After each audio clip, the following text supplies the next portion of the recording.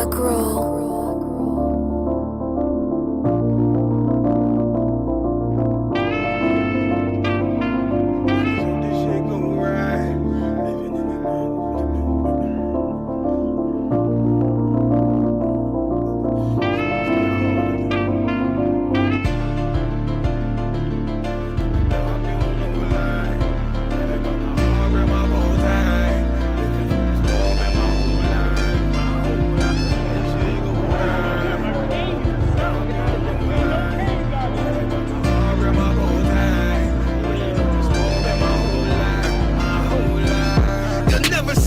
Nigga like this used to have that white bitch popping on the night shift. Now I'm one westward, sharper than an ice pick. On you rappers' necks and it's feeling like some vice grips. Yeah, that's light shit. Send my bro a kite quick. Ties of war, we ain't forget about you. Keep your light lit. Rappers can't see. Most of them scared to witness. Go on, close your eyes. There's one right here for the trenches. Bad bitches, natural hair or extensions. Hood niggas that'll probably grip like some dentures. Brothers on them fences. 23 and 1 out. Praying that that commissary hit before it run out.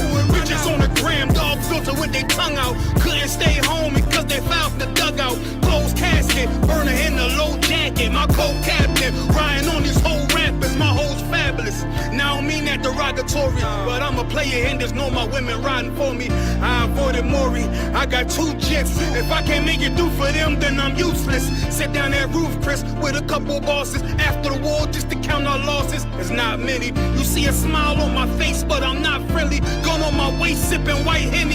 I just hope this shit go right. Living in the dark, you don't know light. Gotta got my heart, grip my bow tie. Waiting on the squad in my whole life. I just hope this shit go right.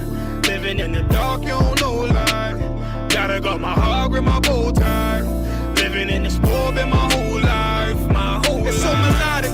When I be dropping this ebonics, this ghetto phonics, they got me on the level supersonic, my bomb atomic, and you know where you can find me, somewhere probably food in this paper origami. My name is pure as the Dasani, my wave is like a tsunami. I went from 0 to 100, feeling like Ricky Bobby. I made a deal with the Reaper, got a couple wives, they some keepers. Talk a lot of shit, but you can't walk a mile in my sneakers. Bitches go to Miami, come home with change features. Now she got a BBL, her ass fatter. Trying to show up all them niggas that laughed at her. Now when they see her, they only wanna fuck her. They just wanna touch her, they don't wanna cuff her. They just wanna come and kick it with her like a punter. Turned her to a runner, now it's all aboard the train. Fenty on her face, but it's not concealing the pain, it's a shame. So I'm in the hood like some rap snacks. I know niggas kill you and your mama for a scat pack. Dark tint, matte black, they do it for half that. Had you like 90s Missy in a fucking trash bag. I'm from Philly, we don't do bank accounts, just cash app. I spit a verse and I just watch the time slow. This that guy flow, this that shit that rappers die for. This that uncut Taha Wall straight from Pablo Escobar. I be at the bar like Moscato. They think it's effort, but no, this that block work. Make the countermeasures, take pleasures, making an op hurt. Light is in the sky, cause every verse is a concert. My mind work at speed, y'all can't fathom. Listen to the words of a champion. And Ken, the streets need another anthem. I just hope this shit go right. Living in the dark, you don't know light. Gotta got my heart, grip my bow tie. Waiting on the squab in my whole life. I just hope this shit go right. Living in the dark, you don't know light. Gotta got my heart, grip my bow tie. Living in the squab in my whole life. My whole life.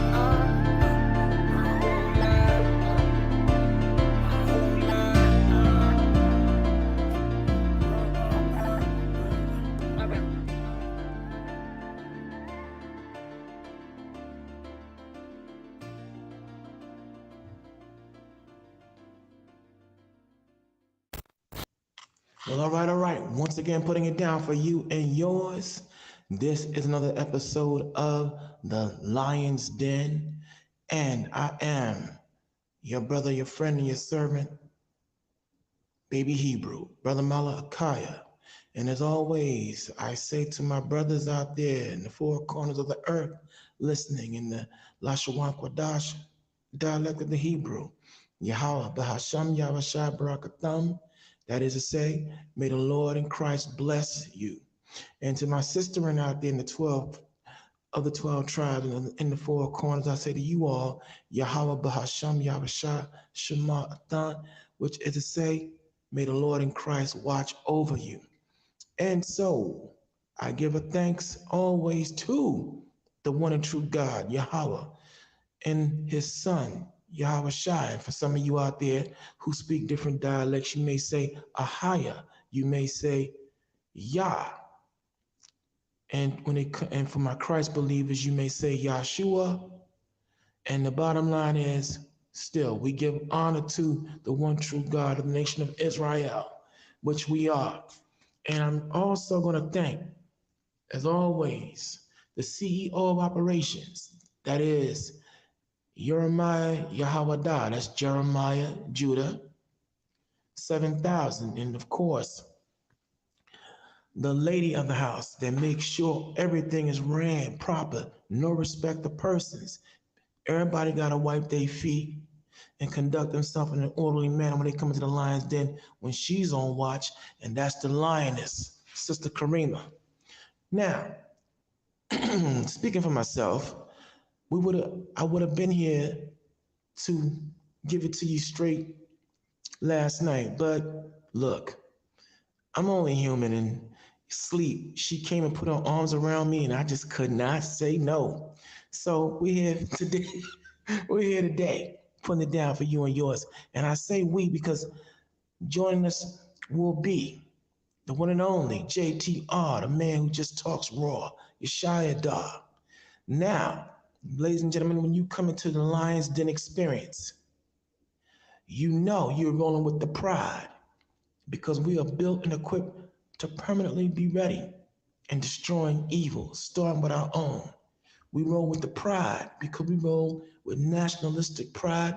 We roll in honor. We roll in strength. We roll wherein no one can breathe down our backs telling us what we can and cannot say. Okay? When you come here in the lion's den, you know you're going to get the 5 eyes. You get inspiration because we're going to inspire you to get up off your behinds after each and every presentation or during the presentations to check things out for yourself. Make sure that everything that we give you is definitely on point. Because if we come here not with speculation, and if we do come with speculation, we'll let you know that. But for the most part, we come here with the facts. So we're going to give you inspiration. We're going to give you independence. Independent means you're going to be taught. If you haven't been taught before, you're going to be taught here in the Lion's Den how to critically think, how to be able to decipher what's true and what isn't true, how to be able to vibe, click, and politic and respect other people's opinions. And if they're incorrect and they're guilty of oversight, be able to do it, give them correction respectfully. So that's independence, okay, inspiration. Then we're gonna go into influence now. Influence. Influence meaning what? We're gonna make sure that everything we give you is actual, factual, and that you can use it wherever you go in your walk of life. And know confidently that whenever you come here in this domain, that there is no guile, there is no trickery. Again, we don't have nobody telling us what we can and cannot say. So we're going to influence you to be your best and think think at all times. I'm up here stuttering a little bit. Forgive me. Think at all times, y'all. Okay? Which goes into insight. The next I is insight. Okay? Now, insight is what? As we teach you how to think, it's going to stoke in your spirit. When you come here and join the Lion's Den and you come here on this panel, you will impart your gift, your God-given gift, or anyone you may meet in your day-to-day walk in this journey called life. You'll have insight to be able to talk to them and then bring them here to the Lion's Den so they can join, they can subscribe and roll in the pride Okay, now the last I, here it is, I'm speaking extemporaneously, and I forgot that particular last I, but how about this? I'm gonna give you another I right here on the spot. You're gonna find your experience here in the Lion's Den incredible. How about that? Incredible. Because you know what? We here in the Lion's Den are gonna help you break what society wants you to think. That we only have the BET, that's booty entertainment television mentality. No, we think outside the box, inside the box, over, under, whatever. So you're gonna have an incredible experience here in the Lion's Den. And if not with me, you'll have that those five eyes with any and everybody that comes through. Starting with the CEO of Operations, Jeremiah, Judah, and Karima. Then you have all others who come in as guests, who come in, all right, like myself as a guest commentator who's allowed to come in, and whatever you want to talk about, all right, whether it be spiritual, scientific, and you know all the other areas of study. You're going to get that here in the Lion's Den, straight with no chaser. So with that being said, we thank you for again allowing us to come into your mind, soul, and cipher. And for the duration here, let me just, as always, lay out the groundwork and the foundation. That when I come through it and I, Yeshua, come through, now I can speak for my others here, but because I know that also those who may not be absolute Bible believers, or there may be some of y'all out there who aren't Bible believers. Look, that's fine, that's cool. But I got to give you my foundation on how we rock and why we roll the way we do here. And that is Proverbs 3, verse 5. We trust in the Lord with all our heart. We don't lean on our own understanding. Meaning what? If we're not coming in here with no biases. We're not coming in here with no fantasy land foolishness. We're going to come with everything that we can prove. All right? For some of you out there, you want direct, tangible, in your face proof, because we understand that from a scriptural standpoint, a lot of it is faith based, being that we weren't there to see certain written accounts. But still, we trust in the Lord with all our hearts. We don't lean on upon our own understanding. Also, Romans 9, verse 1, which says, I say the truth in Christ. I lie not. My conscience bears me witness. See, as I said before, and I'm going to keep on saying, because the two basic rudiments of learning is what? Rhyme repetition. Well, I'm going to keep on repeating that I'm not bought and paid for. See, there's no one pulling our purse strings, because everything we do here is from the heart. We do it for absolutely free. Free. You hear me? So we're free to be able to knock it out the park and say what needs to be said, should be said, and that is in unequivocal, irrefutable, pure truth. All right? That's what we do. And also, I walk in the spirit of Psalms 1 and 1.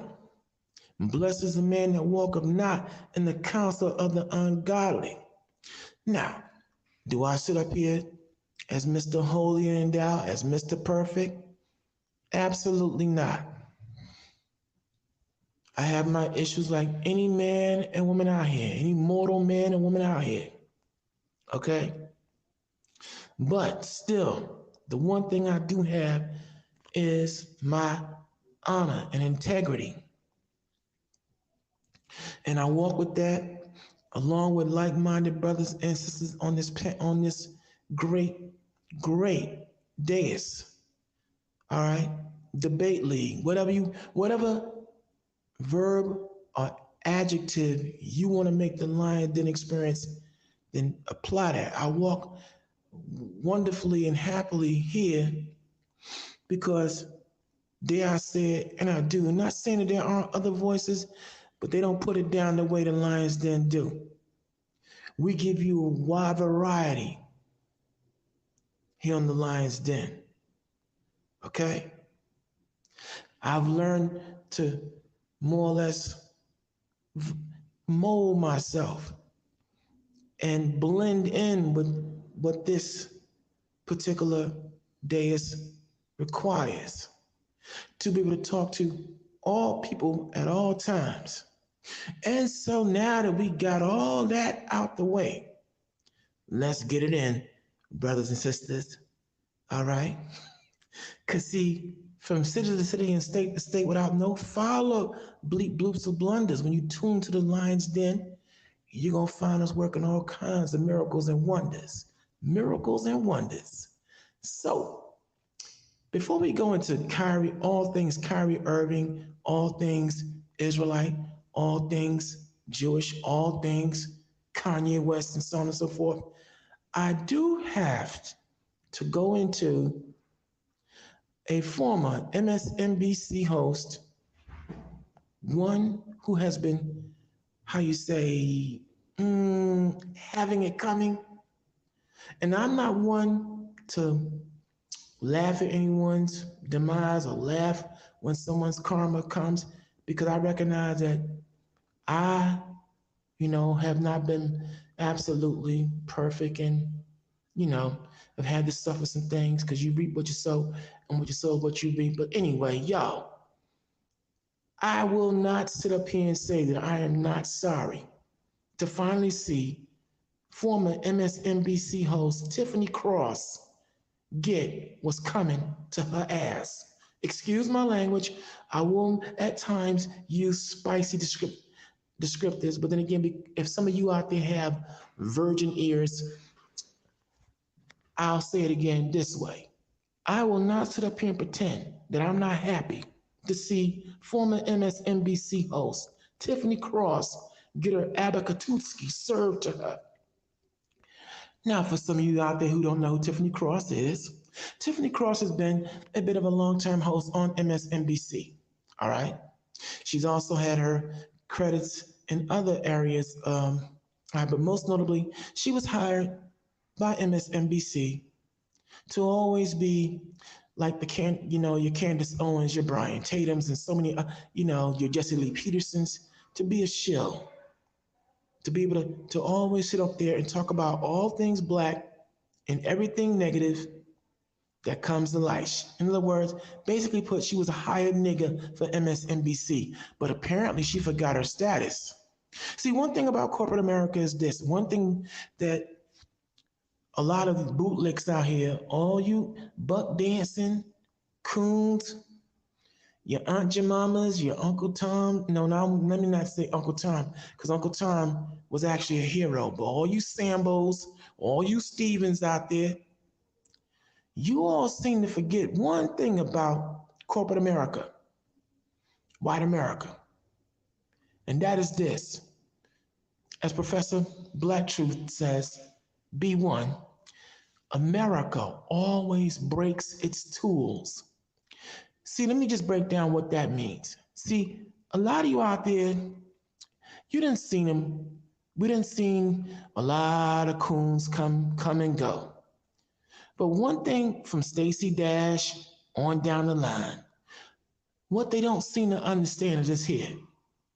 Corporate America has no respect for you. If someone can use you to go against your own people at all times for $1, you'll sell out your father, your mother, and everybody else for $1. 4 quarters in some instances. And that's not a joke. If they can use you to sell out your own people, they're not gonna respect you. No one respects a Benedict Arnold, a Benedicia Arnold, whatever applies, male or female. No one respects anyone who will sell out their own people's interests willfully. They just don't. Because you're a traitor.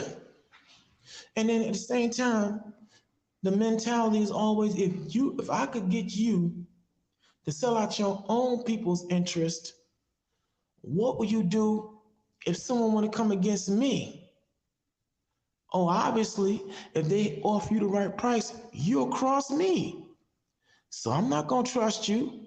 I'm going to use you as much as I can and break you somewhere down the line. And this is what's happened to Tiffany Cross. Welcome, Tiffany Cross. Welcome back to your Negro. Welcome back to the plantation. I know you had a good time up in being that little house Negro. But see, Miss Cross, you got to understand and see if one thing about white America is this: they hire you to talk about and deride and put down your own people, not their people. See, apparently you thought that going against, some of the Fox hosts, Tucker Carlson, Megyn Kelly, she not even rocking with Fox no more. But you went up to Megyn Kelly, Tucker Carlson, and a few other notables of it. You went out here and you disrespected the state of Florida, and you thought that your bosses were gonna be okay with that? See, unlike Negroes, our people, white people stick together. Everybody, no, Chinese, everybody, they all stick together. They don't sell out their own. They might have their infights and everything else, but that'll be only they can fight among each other. But they don't want you, us, or anybody else coming against them. So apparently, Ms. Cross, when you was disrespecting Tariq Nasheed, when you were coming against all other Black independent voices out here, whether you use their name or not, like Lions Den, and you were talking about anybody who's talking against America, anyone who's talking about being a free thinker or thinking outside the box and daring to say what needs to be said, you even came against Kevin Samuels, who's dead. Now, as I remember, when Kevin Samuel was alive, you wouldn't have dared say the things you said about him. But he's dead, and you was coming against him.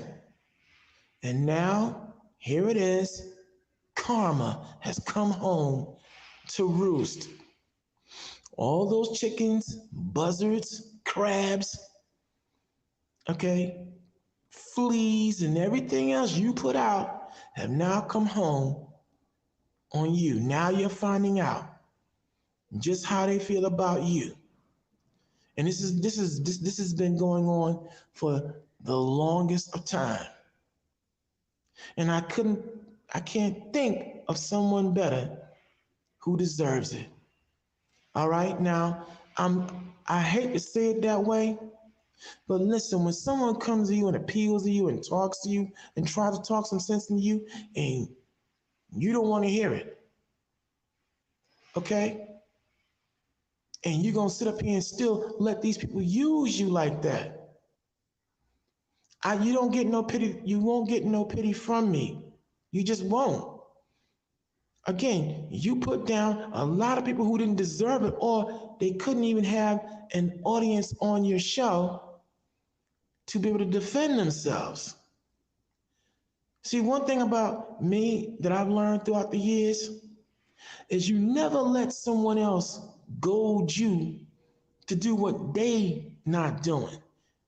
By that I mean, never let someone get you to talk about someone and they themselves can't say it to their face, because when it's all said and done, when that person or persons gets wind that you've been talking about them and they come see you, the person that goaded you, that fooled you into being Mr. and Mrs. Tough Guy, talking all out the side of your face, they gonna be gone when they come and beat your behind to the ground.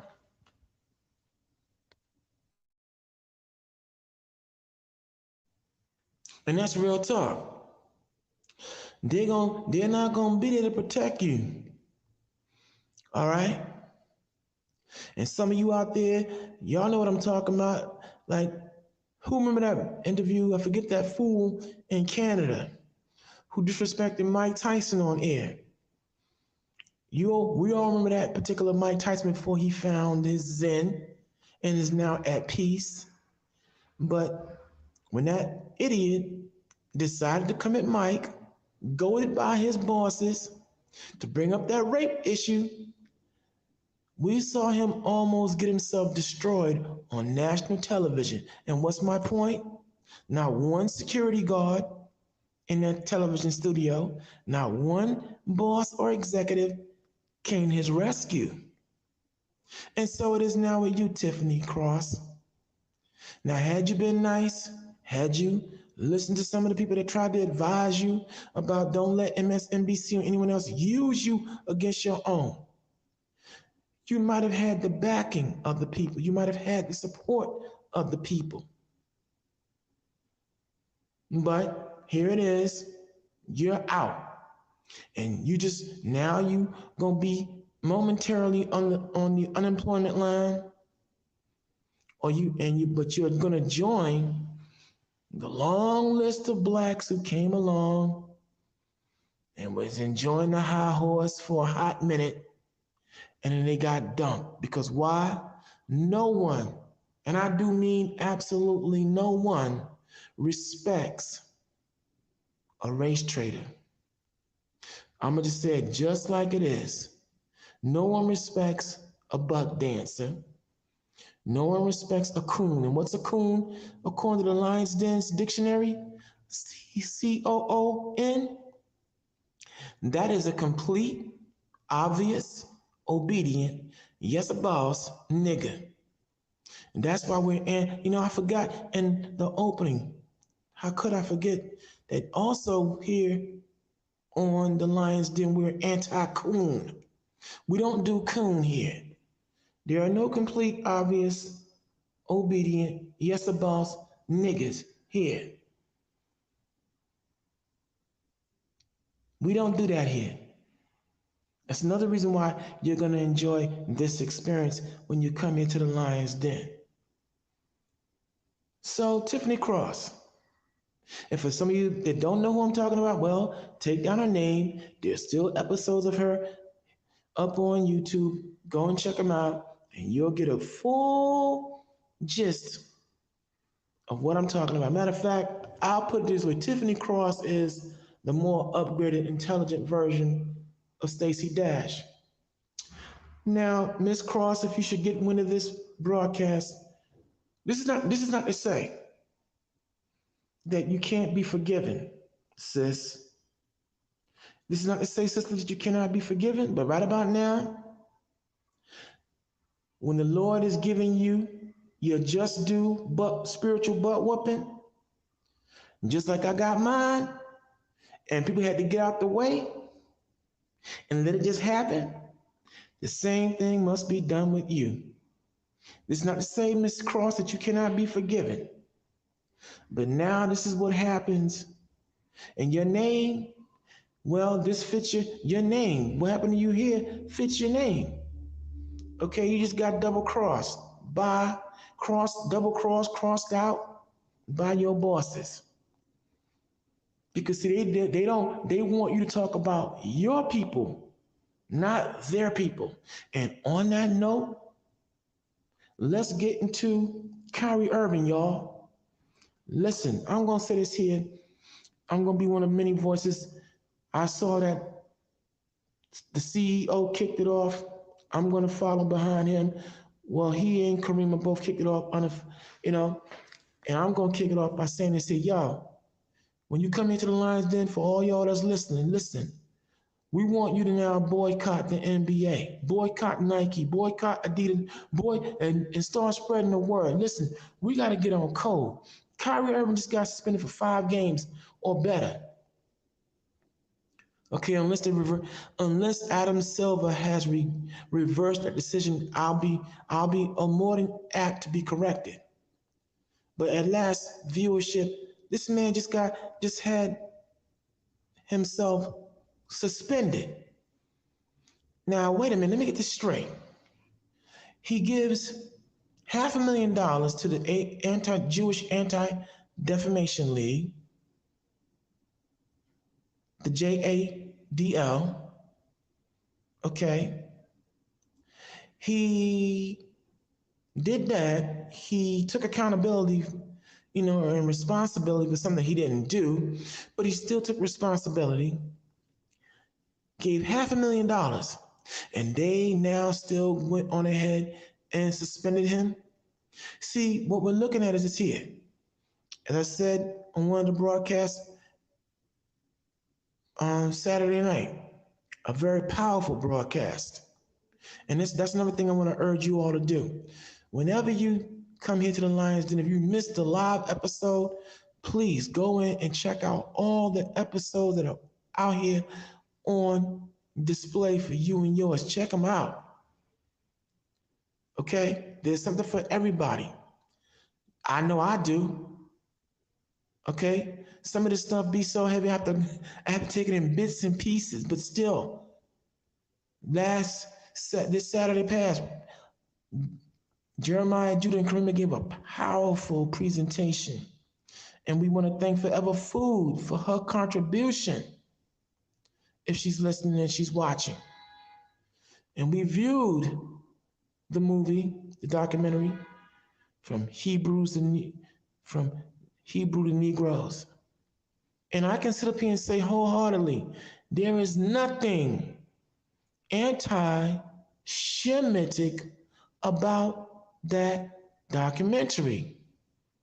But still, for some reason, no, I know what reason it is, but because Kyrie Irving has dared to reclaim his rightful heritage, you have a certain group of people who feel some kind of way that he's being anti-Semite.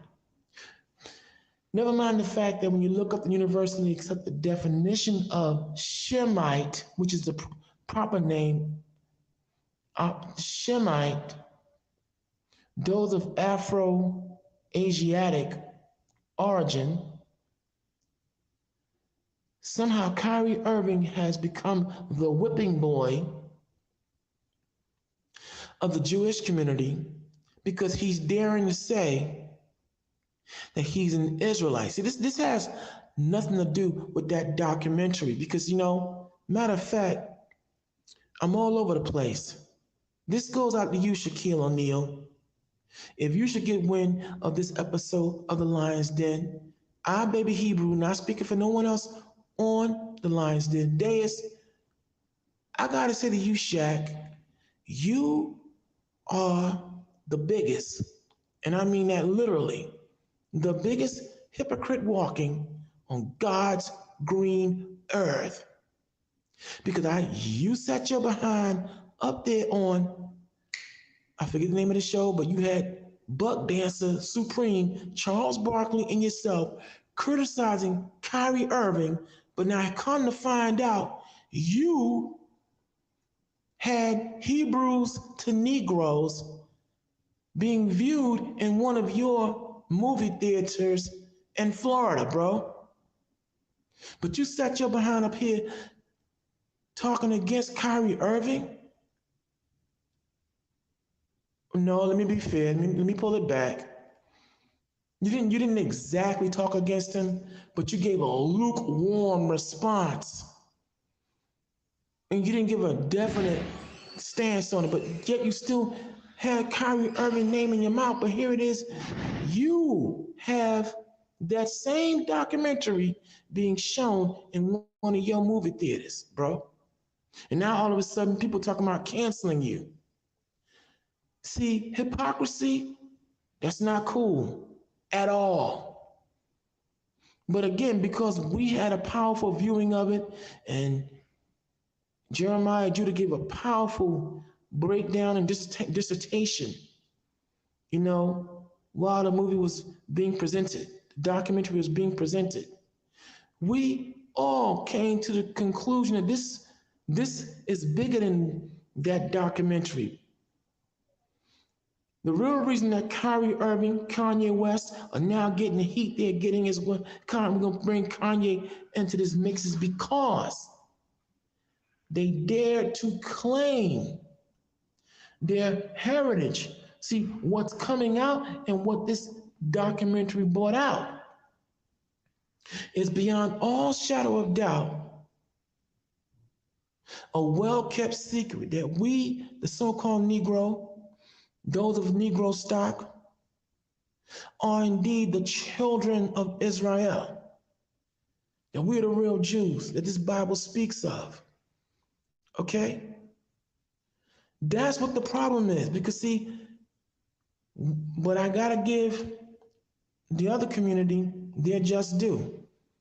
They stick together, they don't play, they gonna stand down with their boots, sandals, or whatever they wear, deep in the earth, planted, and they're not gonna stop.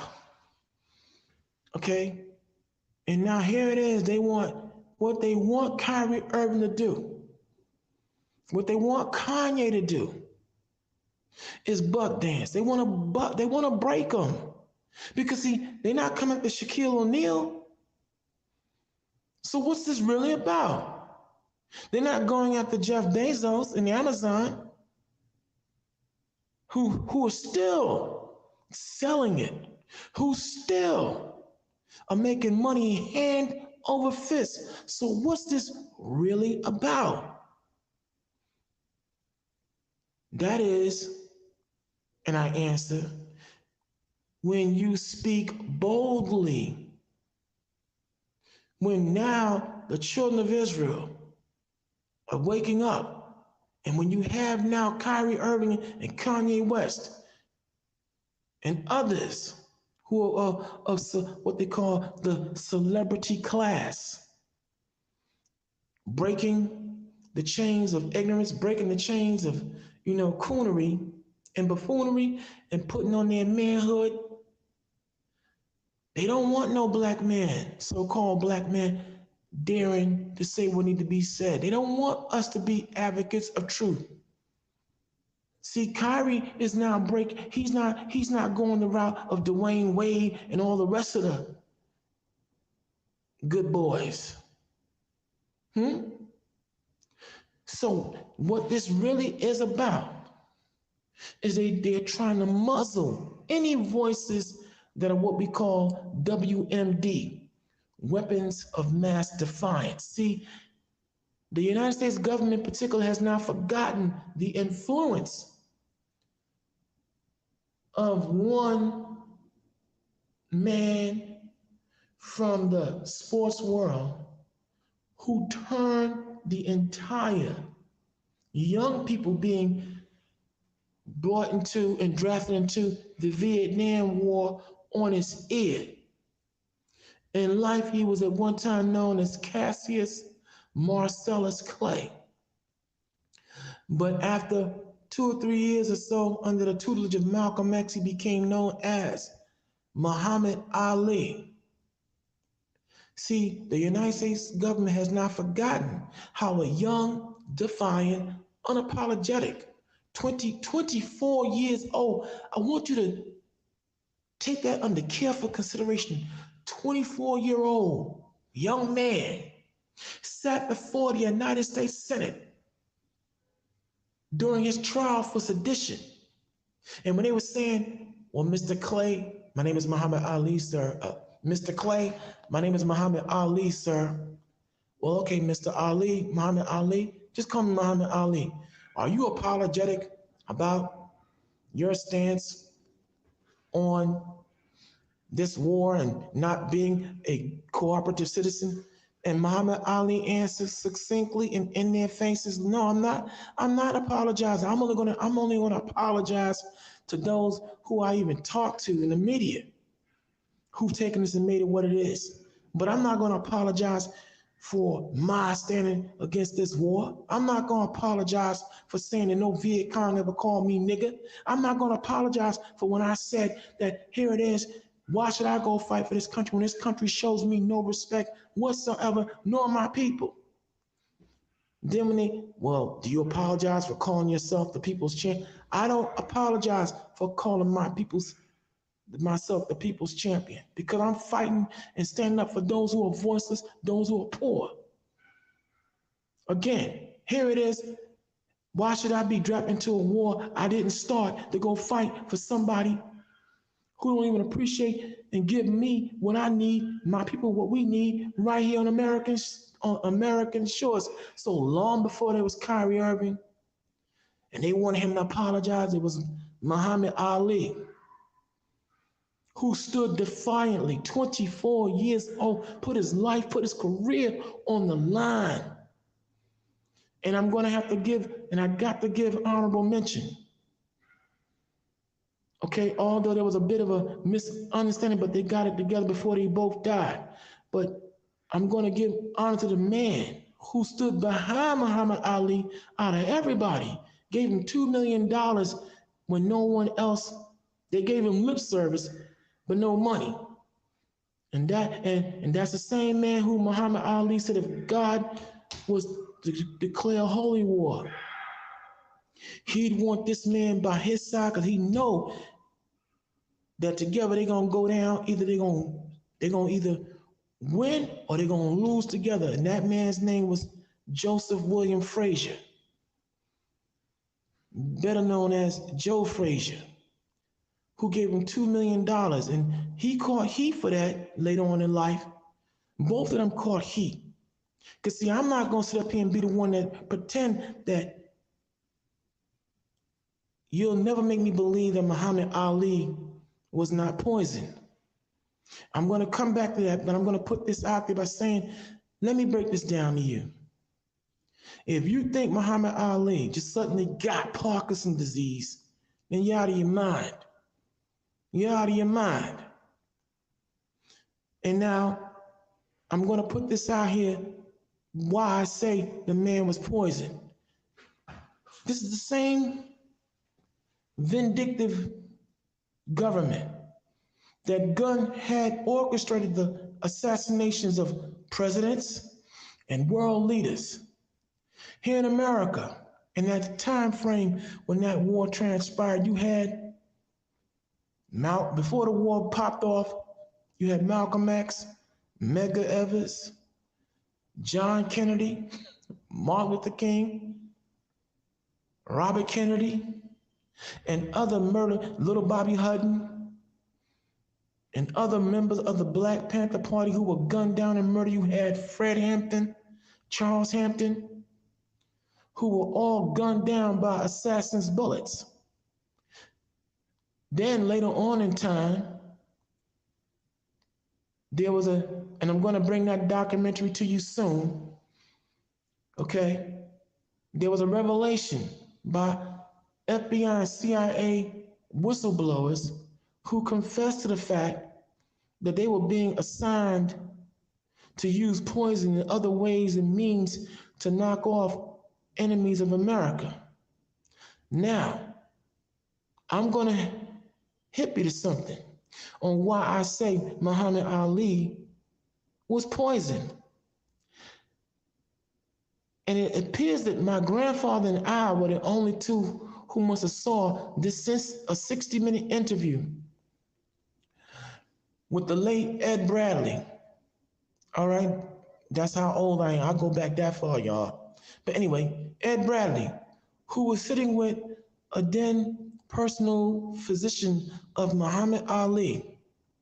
And when the topic of Mr. Ali's health, this interview took place in March of 1988.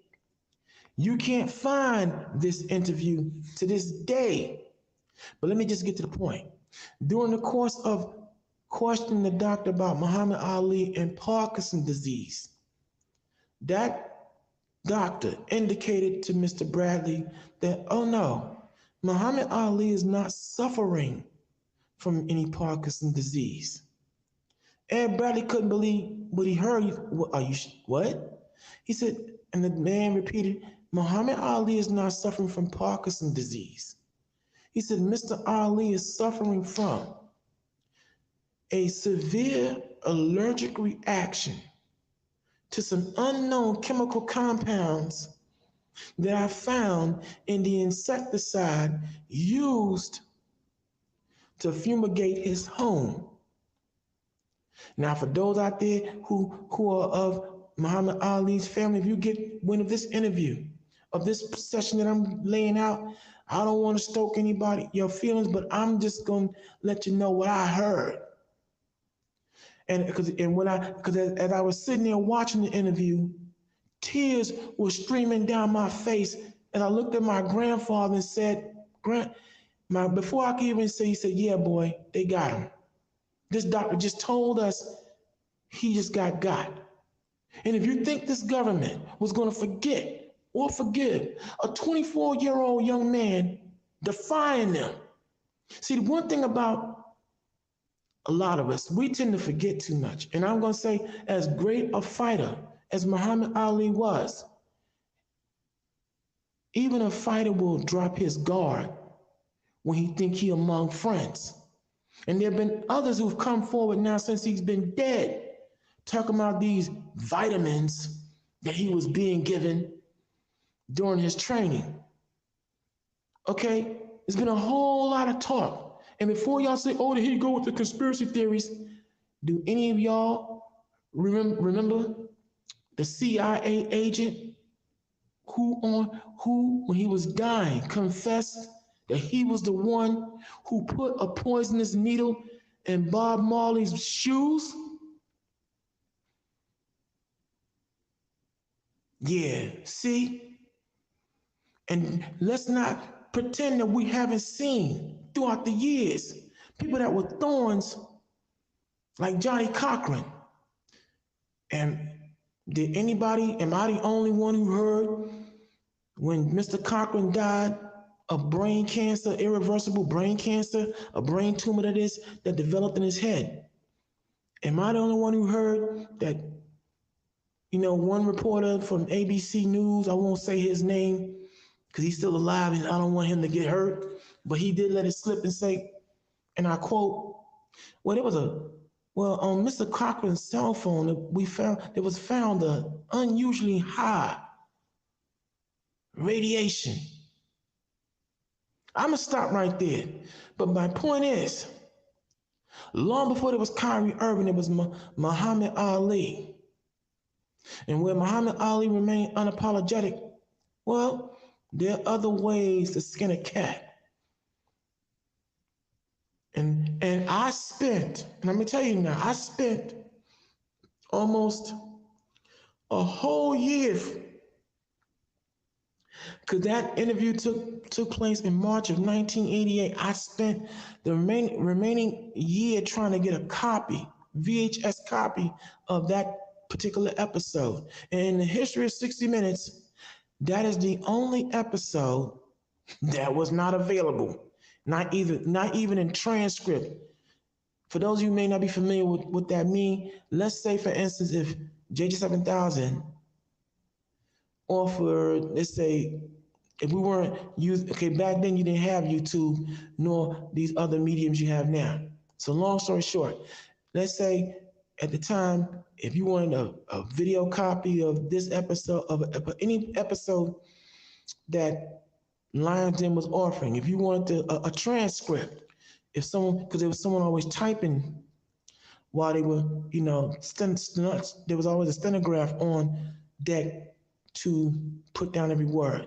And you wanted a transcript, you could send in a couple of dollars and they'd send it out to you.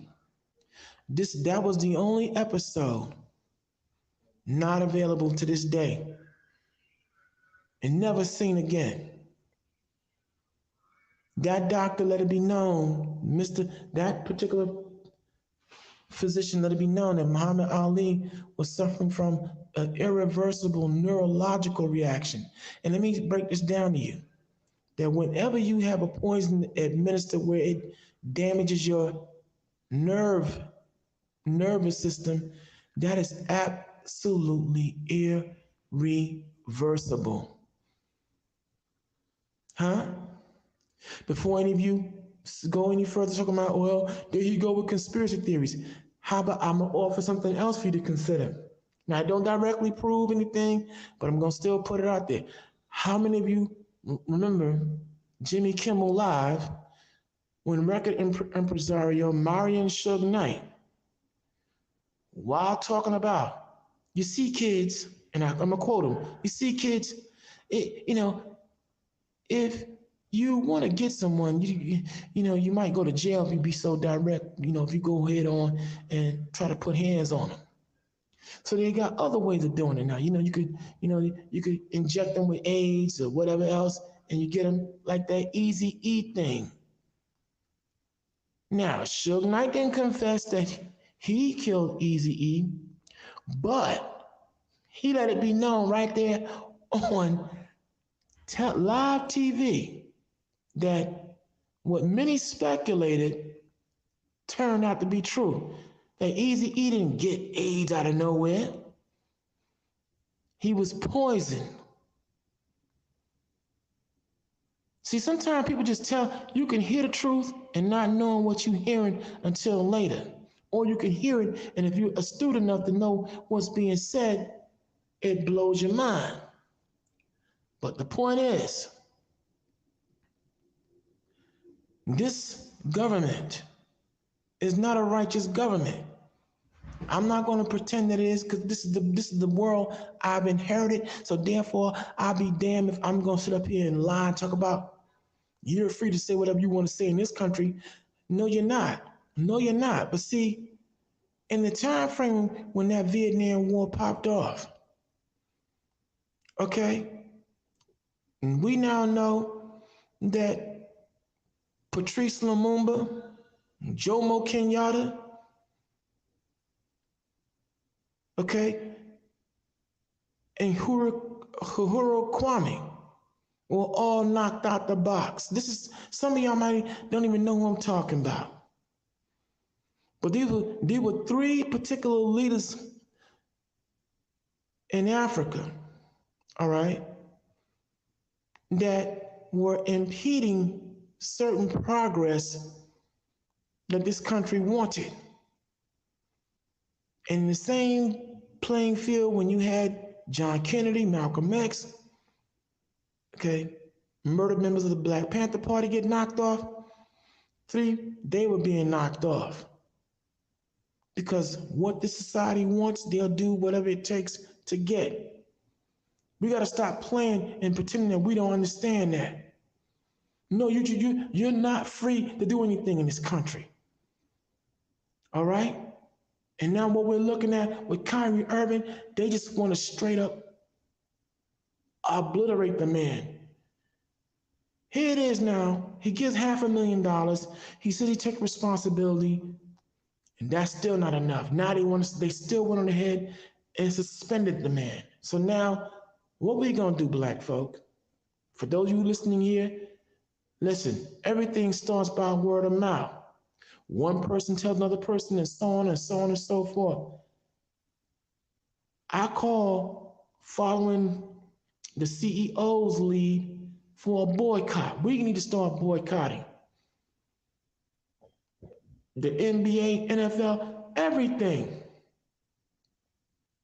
Because see, we gotta follow as, like the scriptures say, the Bible says, as the leader of a people are, so shall those they lead be. Well, okay, let's follow the leader. Let's follow their example. Let's put down all this forgiving and forgetting crap, because they don't forgive and they don't forget nothing or nobody.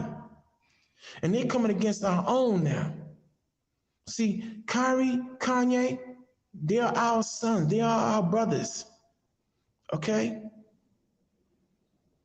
And when you have now a machine in place looking to knock them out the box, we got to do something now. This cannot go on like this.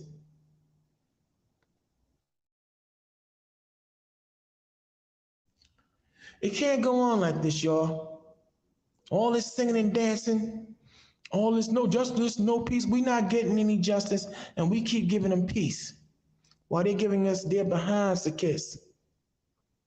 See what they're looking to do, and I'm gonna just say it right outright. And this is not me speaking for the Lions, but they want to kill this man. They want to just straight kill him. I'm gonna just say it. They want to kill him. If they could just kill him outright right now and get away with it, they would. Because come on. Like Malcolm X, this is what proving Malcolm X right. You can't please them. No matter what no matter what you do, you can't please them. You walk hard, it's a problem. You speak hard, it's a problem. You speak soft, it's a problem. You speak in the middle, it's a problem. And Malcolm said, you could lay down on the ground and say, walk all over me, Mr. White Man or Mr. Jewish man. Roll on your other side, nigga. You just can't please them. So let me see who's talking in the lines. Then we want to welcome you. Let's see who's talking on. Let's see who's in here right now. Okay, as we make this and make the rounds and say hello and see what's going on. Let's see who's talking. Yah son, salute to you too, my brother. Salute to you too, my brother. King Kofi, salute to you too as well. Peace to you as well, fam. Yeah, King Kofi. Yeah, boycott, because these industries are still feeding our babies to the gators. That's right. That's right. That's right. The prison industrial complex, sir. The psychiatric centers. That's the new alligators. But you're right, King Kofi. Okay, so Kyrie's announcing he's retiring. Well, that's good.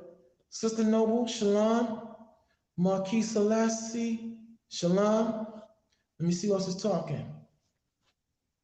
Plus Beats, welcome. Hello, brother. What's going on? What's going on?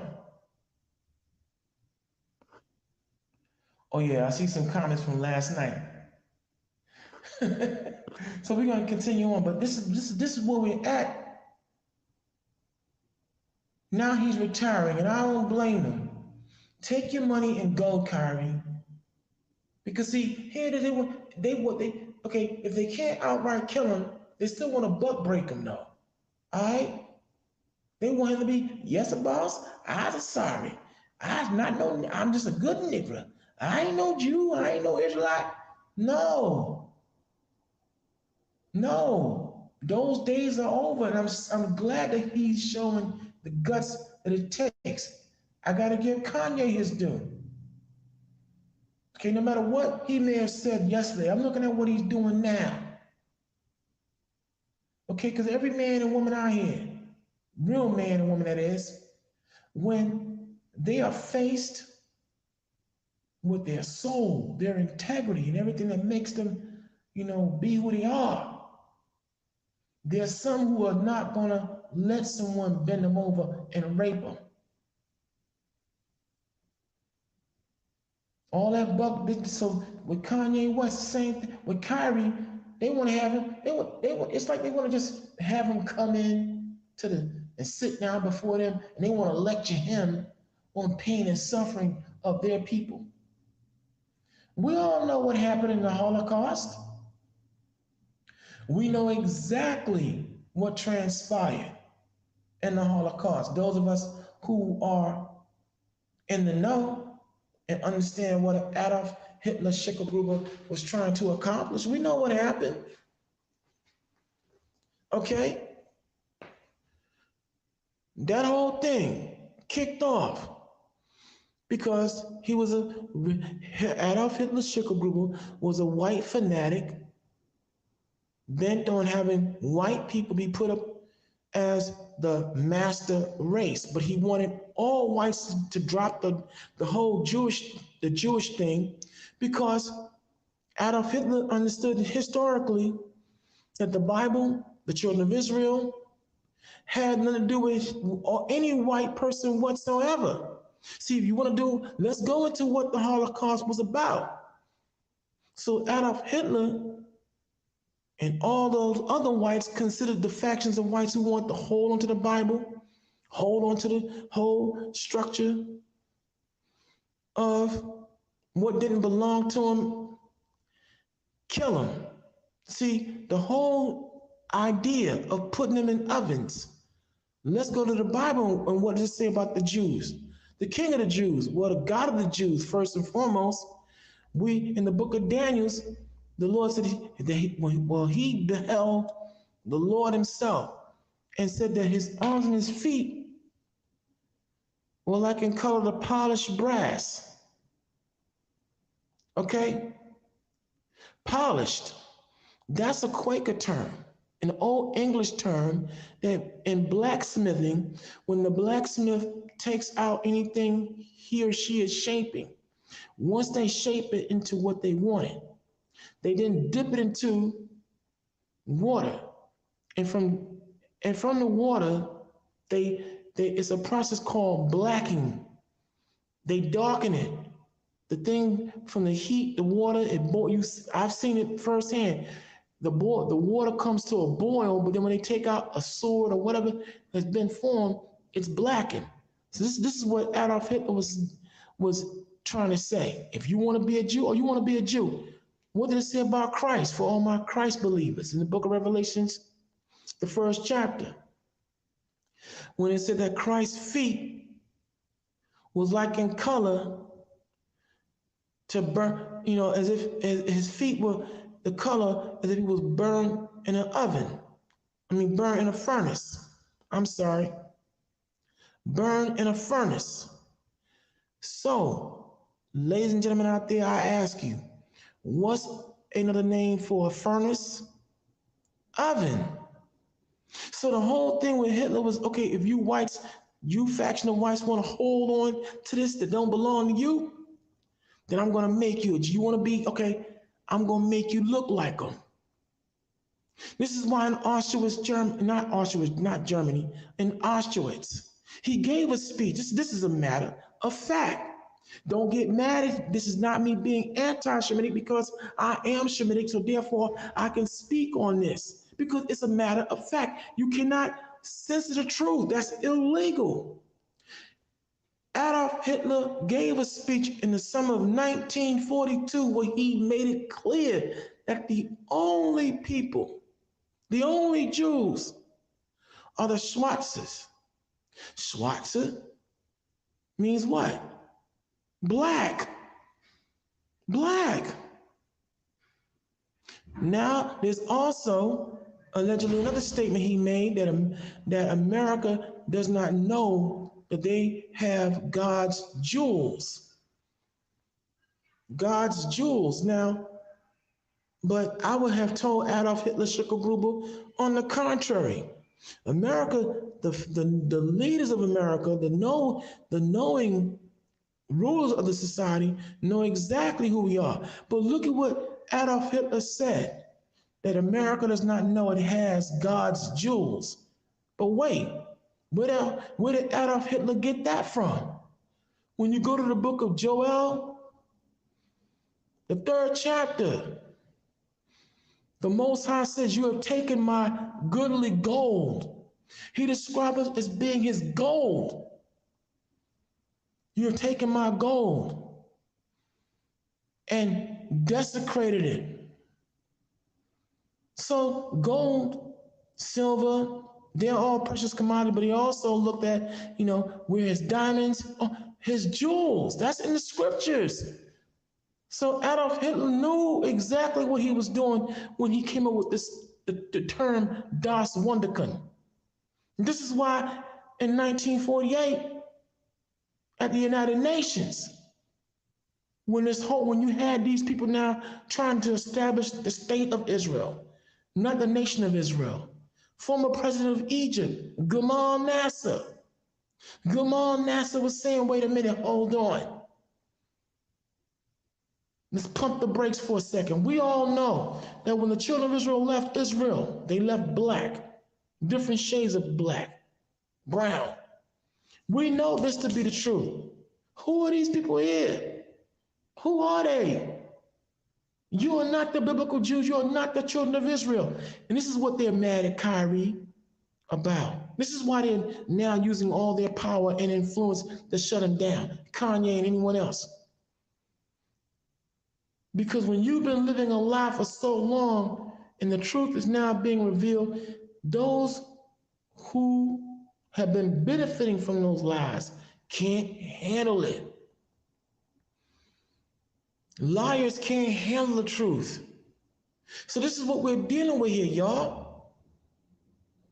And today, see, understand what we're looking at. This whole thing of shutting down anyone who is an advocate of truth, a WMD, weapon of mass defiance, is all the policies that Barack Hussein Obama single-handedly during the 8 years of his presidency put into play that no previous white president could put into play. The number one policy being the National Defense Authorization Act, the NDAA. See, you want to know why there were a lot of whites bucking up against his presidency? It wasn't just because of his skin color, but they understood that Barack Obama was going to be the Trojan horse used to pass the policies that Bill Clinton, George Bush, Jimmy Carter, Henry Ford, all the white presidents have been trying to pass and couldn't. Barack Obama single-handedly put every aspect. And see, and I'm gonna say this unapologetically, that whenever something affects white folks, they are not gonna sit idly by like we do, singing, "We shall overcome." And Lord, we love him, sir. They not gonna do that. They gonna fight. Say what you want, but when it come down to their freedom, when it come down to what they want, they not letting nobody take it. And see, the poor factions of white folk understand that the rich of their kind look at them as being poor white niggas. They understand that. But they not gonna sit by and sing and do fish fries and freedom rides. They're gonna fight.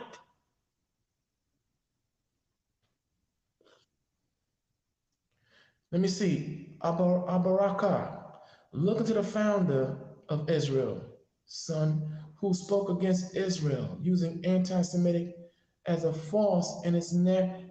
Yes, that's right. That's right. That's right, Abarak. Yeah, I see you know what time. Would you like? Why don't you come on the panel and let's talk about it, brother? You're welcome to come here on the panel. Right now, I'm rolling solo, but anyone who wants to come in and talk on this panel, join me in a round robin discussion. You're more than welcome. If you want to come in, Karima she'll be glad to drop the link and we can have a, fireside chat and kick it. But let me just move on. You're right, Abaraka. You're absolutely right. So the bottom line is, what we're looking at here, y'all, is Barack Obama's NDAA now being put into effect. And I won't tell you what the National Defense Authorization Act entails, but I'm going to give you the one thing that kicked it off. When he wrote it, when it was written, he now was bequeathing full and sweeping powers to the United States government to be able to arrest, detain, without any evidence, without any kind of provocation, anyone they deem to be an enemy combatant. Did you hear what I just said? Anyone they deem. Because in that NDAA, National Defense Authorization, under that, coming from the Not So Patriot Act, started when that whole 9/11 thing popped off.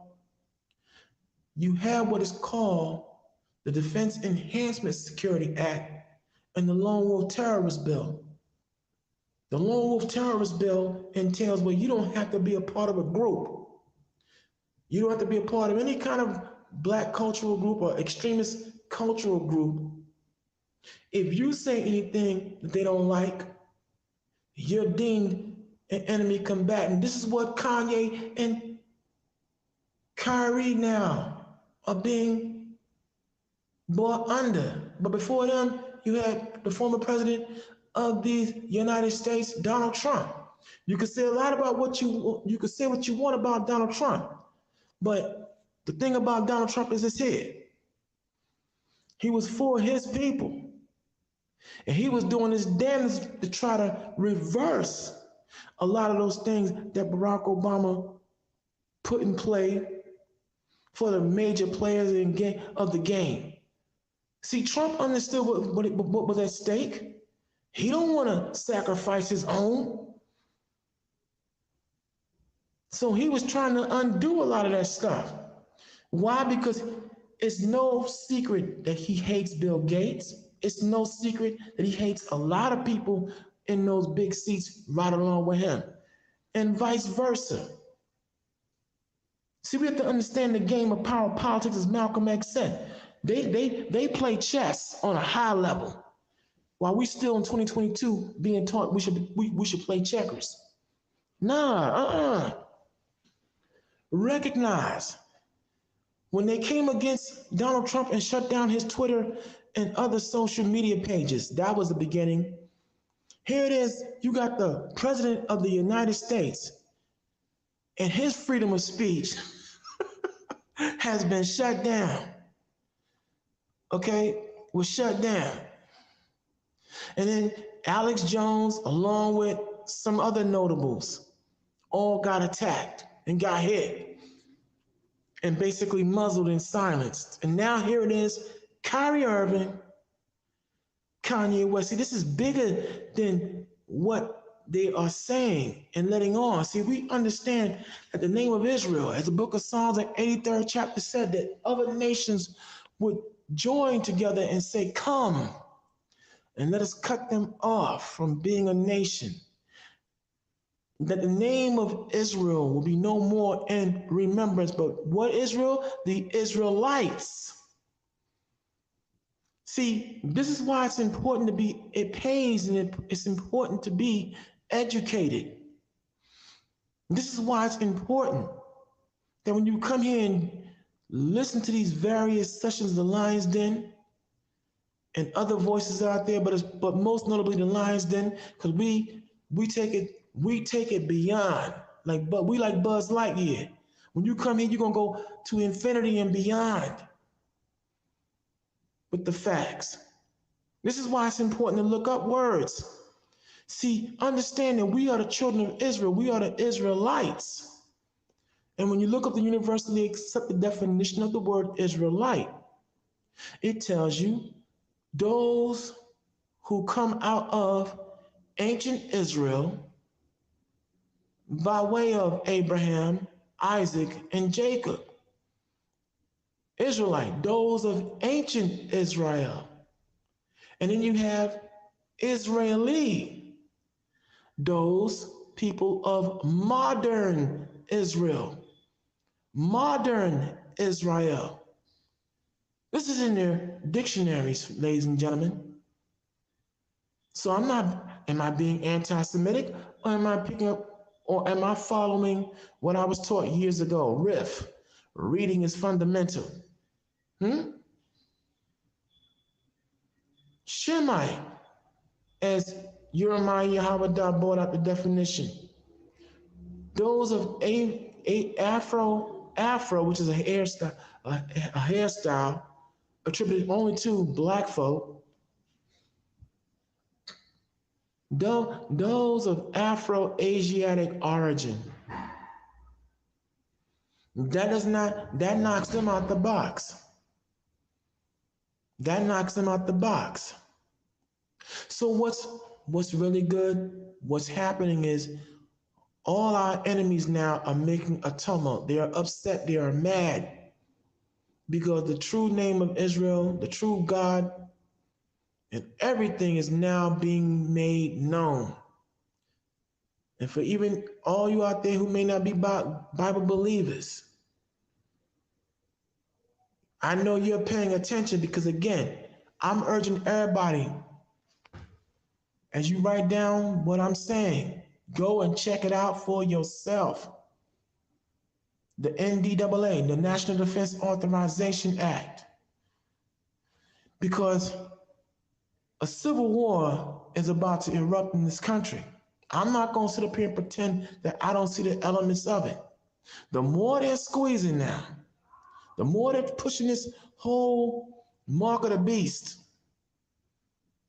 these marks of the beast on the people, the more they're raising the prices on food, gas, and everything else, the more they're pushing this whole thing, knocking you out the box where you can have a home. Okay? What we're looking at, man, is straight up a deliberate disruption So all freedom that we at one time were able to enjoy. When Barack Obama signed that NDAA into being, every right or every privilege that we enjoy was taken from us. So now, number one with a bullet, the knocking out of freedom of speech. Now, let me break down what free speech entails, because see, the Lord says that, the number one universal principle of free speech is what? Thinking before you speak.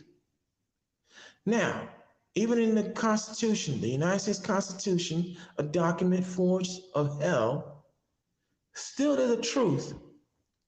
One nugget. Freedom of speech, meaning that anyone who had a grievance with the way the government was operating, what they were doing, you had a right, or should I say the privilege, to be able to speak and let it be known how you felt about the issue. That's what the whole premise of free speech is about, being able to use constructive speech to protest and talk about anything that is indeed unjust. But now we see how that has gotten convoluted by those who are hell-bent on tyrannical rule, on tyrannical and ruthless rule. And they'll do anything to keep their power and everything they got going on, okay? Even using murder, all right? Some of y'all out there, do you think the movie Swordfish, led by John Travolta, Hugh Jackman, and Halle Berry, do you think the movie Swordfish was just a movie? Or just a revelation? Huh? Remember what John Travolta said? We are, when he told Hugh Jackman, look, you think all these freedoms, the freedoms that we enjoy, are actually free? You think that there are going to be those who are just going to sit by and let them be taken? He said, I am prepared to sacrifice as many lives as need be, starting my own, in order to maintain what we have going on here. You think that was just a movie? How about the movie Wanted, led by Morgan Freeman, John McAvoy, and Angelina Jolie, about a league of assassins sent out by bosses to take out any and all targets considered troublesome? You think that's just a movie? You think that was just a movie? Oh, there you go with conspiracy theories. Boy, see what happened when you forget the past? You think all these world leaders, even of today, just drop dead of their own accord? You think that certain people in this country, celebrities and otherwise, who are now dead and gone, you think they just died just because? Use your head. Many of the people who are dead right now, they were all thorns in the side of this society. Michael, I'll name them. I'm not afraid. Michael Jackson, Prince, Kashif, former Kashif. How about David Bowie? Huh? How about Afeni Shakur? Mother of Tupac Shakur. How about that? Huh? They all just start dropping dead nonstop. And what was the common denominator with all of them? They was all revealing the corruption and evil that was going on in this industry called America. But hey, well, you don't have any proof. Look, conspiracy is when a group of people sit down and plan to do something that is unsavory and unjust. Now, theory is something that's just make believe. I'm gonna say this to you all. There aren't that many damn coincidences in the world. In 2016 alone, we saw celebrities just drop back to back to back to back. David Bowie, and all of them, all who died in 2016, had just 5, 10, or more years been a thorn in the side of the entertainment industry, revealing all the corruption and the evil that was going on then and even now. Now, you can't say I'm wrong, but like I said, you think Swordfish was just a movie? You think the movie Wanted was just a movie? Movies, they say that art imitates life, don't they? You think it's just a blanket statement? Let me move on. So like I said, I pray for our brother Kyrie. I pray for Kanye. I pray the Lord keeps a protective blanket around him. But you know what?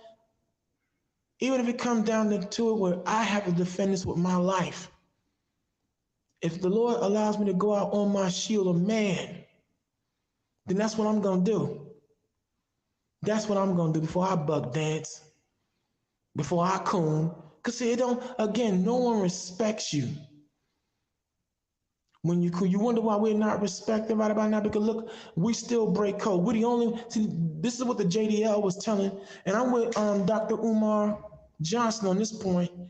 I'm with him on this. When even though Kyrie Irving gave $500,000 to the Jewish Anti-Defamation League, and they threw it right back in his face, what they were simply saying is this here: we not y'all. You're not just gonna buy us off. If you're not, we want you to apologize. We want you to get on your knees. We want you to bow down. And it's either that or nothing at all. Keep your money. We don't want your, we print the money, man. We don't need your money. We want you to come in and sit down so we can lecture you, boy.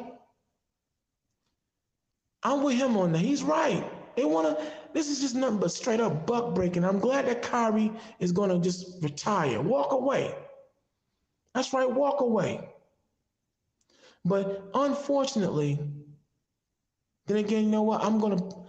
What I'm gonna do is I'm gonna put on the faith. I'm gonna put on the faith. Put on faith. I'm gonna put on bravery here. So, all y'all who listening to the show, tell your friends to tell your friends and everyone else, boycott the NBA. Don't watch the games. Let CBS, NBC, and all these other television shows know, these television stations know what time it is. Let them know what time it is. You want to come on YouTube? Just come on YouTube and check out the Lions Den. No sports, nothing. Don't watch, don't view nothing. You want to like something, like the Lions Den. You want to subscribe to the Lions Den. Okay? Boycott Nike, boycott Adidas, boycott all these pirates. We now need to get on code now more than ever. And it shouldn't be no one should be forced to do it. But it don't make no sense now. In 2022, every other nation, you come against them, they on your ass. They are on your ass. They don't play in every other nation.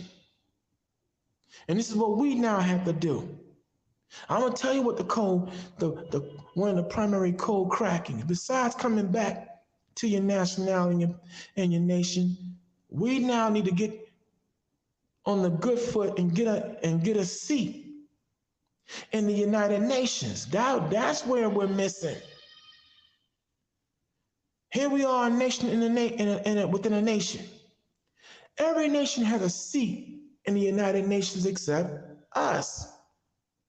See, that's where it's at. See, Malcolm X had the right program. Over the weekend, we had Tariq Nasheed and them hit DC in regards to the issue of reparations. And I'm gonna go into that now. Let's talk about that. Reparations. And we know the universal, the repair, the root word of reparation is to repair.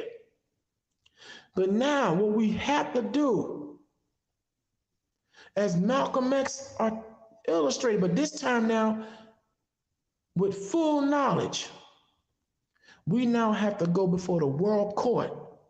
We got to take America to court, to the World Court, the United Nations. That's where we're missing at. The whole statement, no taxation without representation.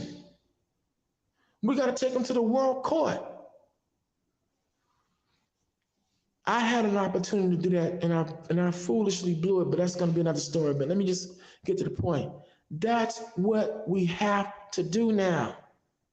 See, for Kanye, Kyrie, that's what the problem is also. By now saying that we're the children of Israel, by reclaiming that we're the real Jews, the Bible speaks of. The very Bible that's found all throughout the earth. The very Bible that every nation, when they open it up, know that they're in it. See, they're not worried about anyone calling themselves Muslim, Baptist, Methodist, Episcopalian, Kermit, because they made it. They made all that. But now but notice how they all out of their minds, because Kanye said, I'm an Israelite. Kyrie, I'm an Israelite. I'm a Jew. But what? But see, where we're missing at is in the United Nations. Every nation on the planet has representation. You want to know why? After they bombed, drowned, burned, lynched, and destroyed us as a people here in America, I know some of us say, where's the curse? I get all that. But no, for those of us who are Bible believers in Deuteronomy 28 chapter, but see, we keep missing. There's 15 verses where the Lord said he bless us if we do what he say do. So this is what we got to do. Now the time has come for us to, now we got to unify now more than ever. Now this is not going to be no everybody trip. We understand that a lot of people just still want to hang on and believe in democracy, republicanism, and whatever else they adhere to. That's fine. I'm no longer caring, about anyone who wants to hold on to lies. I'm all about mounting up all of us truth embraces. Okay? Just the whole truth. Okay? To come now and get our rightful place. See, throughout the years, there have been tribunals held in the United Nations in Germany. I think it is, Switzerland, where they have actually given green lights for someone from our nation, a leader from our people to come there and represent our interests. And most of our Black leaders have refused to do so. Now, what's that about? Yeah, I keep up on these issues. That's my gift. Other nations have actually green-lighted and invited our so-called Black leaders. You know who they are. I ain't got to name names. To be representatives to come to Switzerland, Geneva, Switzerland, and lay down the law and their claim against this country. Just going to DC, holding a press rally and conference is not going to cut it. You got to take this country to court. And when Malcolm was preparing to do that right here on the shores of America, he got cut down. See, you got to look at everybody who was assassinated. They were the ones that were doing what was right, what was needed. See, there come a time where there's supposed to be mercy shown. So now we have to look at the fact that we can no longer sit up here and rely on just singing and dancing. Here we have Gestapo, Nazi, Germany acts being committed upon our people right now, every day. You think it's by accident that all these white police officers are shooting and killing unarmed Black men women and children. You think that's by accident? No, it's not. Look at what was happening in ancient Egypt and all the other world empires where we serve captivity, unfortunately, because of our bad choices. There's nothing new under the sun, y'all. Look at all the propaganda that was pushed in those ancient empires against our people. The same thing has been happening in America. You let America tell you that here it is, we make up 13% of the population here in America, but yet we commit all the crime in America. Benny Brand, bruh, I don't want no seat in this kingdom. See, Benny Brand, think outside the box, but it's not about having a seat in this kingdom. But it's now, how about we now get the process of getting this kingdom put on the chopping block quicker. See, I'm about what the Lord told Moses to do. Go before Pharaoh and the Senate and let my name be known, and let it be known it's time to let our people go. That's what I'm talking about, Benny Brand. Take them to court. You think, look, there are other nations out here who don't like the society. That's no secret, man. But I'm thinking bigger. The bottom line is we are now in a primo position. If we believe what we say we are, and even if we got our, here we have our non-practicing Israelites and people of other walks of life waiting on somebody. My God, man. Here we've been given the impetus to do what needs to be done, and we just too damn afraid to do it. The Lord helps those who help themselves. It wasn't just Moses and the children of Israel in that time. They didn't wait around just for him to come and do it. No, they were moved to go and do what needed to be done. So I'm with you, Benny. I'm not about wanting a seat in this kingdom, but it's now, how about we take them to court, man? Because damn, what's it gonna take? They are killing. Look, there's a Gestapo and Nazi program. Look, Adolf Hitler's program is being put into effect right here. And now we, the Jews, the real Jews, are on the chopping block. What's it gonna take? Because we can't go on like it's going on now. The attacks on our women and our children. When you got men of other nations attacking your women and your children in your damn face, they're calling you out, bro. So we can't sit up here and make what's ugly pretty. We just can't. See, we don't want the response. I see something. The Lord is right. We don't want the responsibility.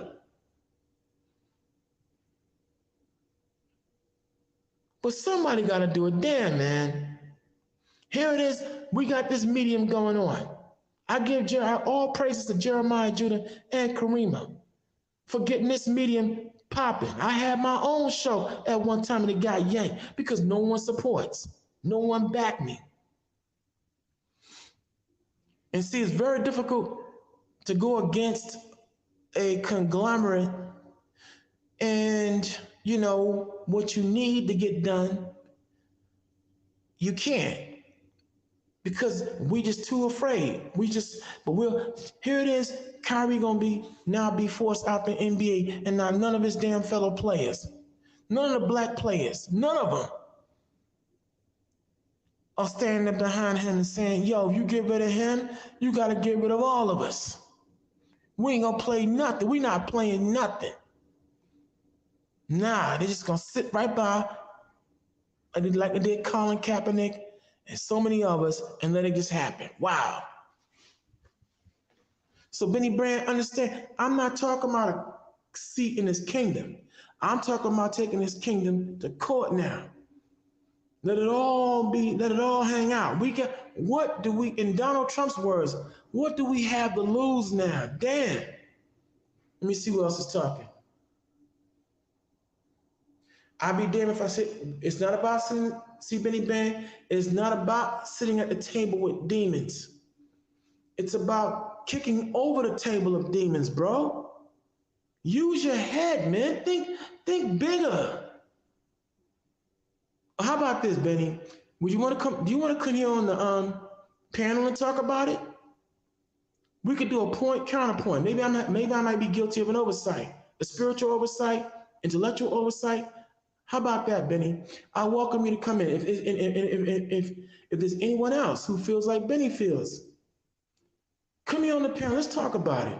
Maybe I'm guilty of an oversight, and I welcome correction. But it's not about sitting at the table with demons trying to reason with them, Benny. It's about kicking the table over. Kicking that table over once and for all.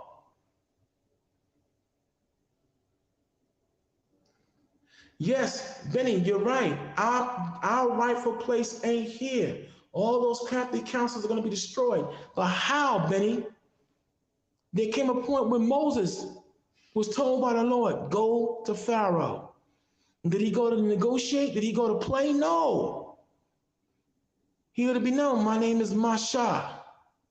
And I represent the one true God of this world. He now wants you to let my people go.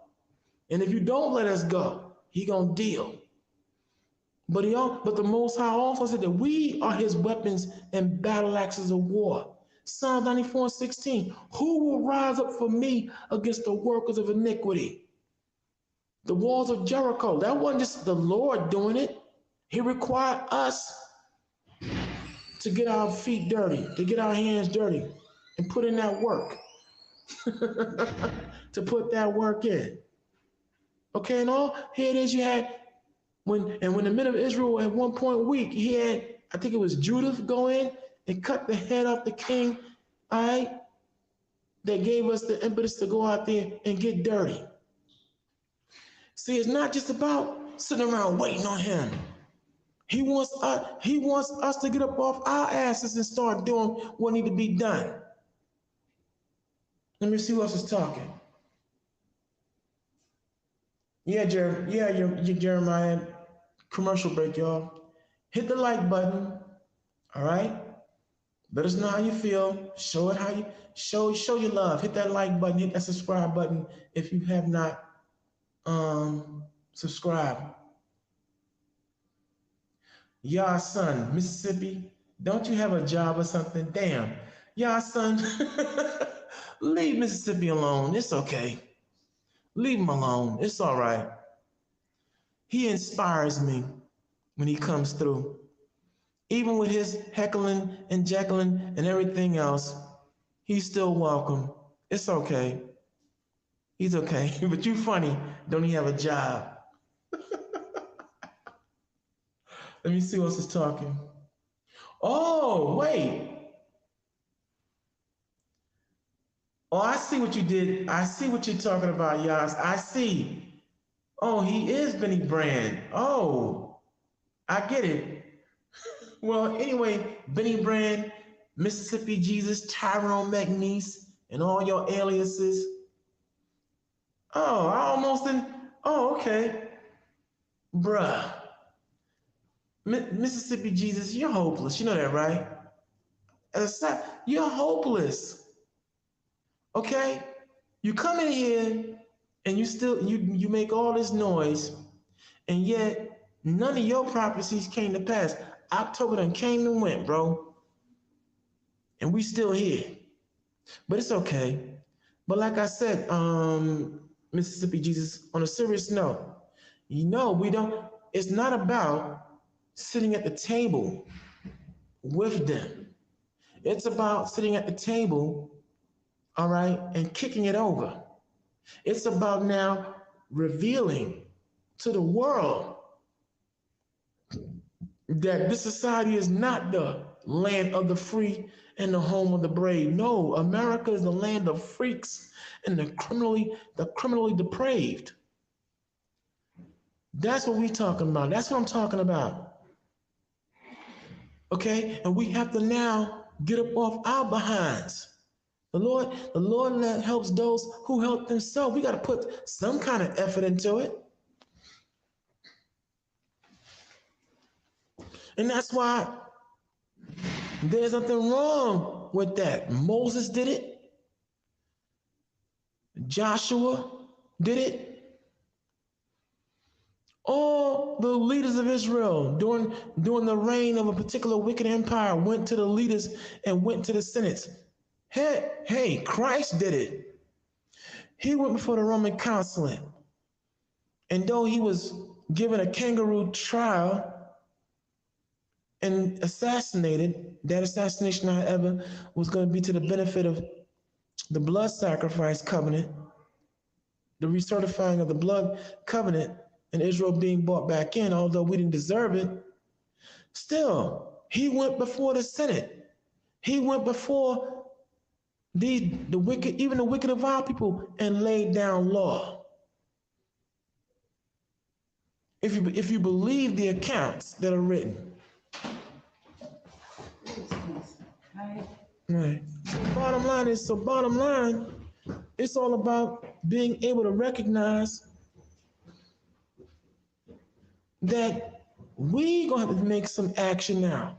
And how about this, Benny Brand? How about this, Mississippi Jesus? Would you agree that we need to now boycott? If the NBA want to come against ours, let's show our support for ours by boycotting all these industries. Why are we gonna still support and feed them off our hard-earned blood, sweat, and tears and sacrifice, and they show nothing but utter contempt for us? Here we have academicians and economists who say that we spend $1.26 trillion annually,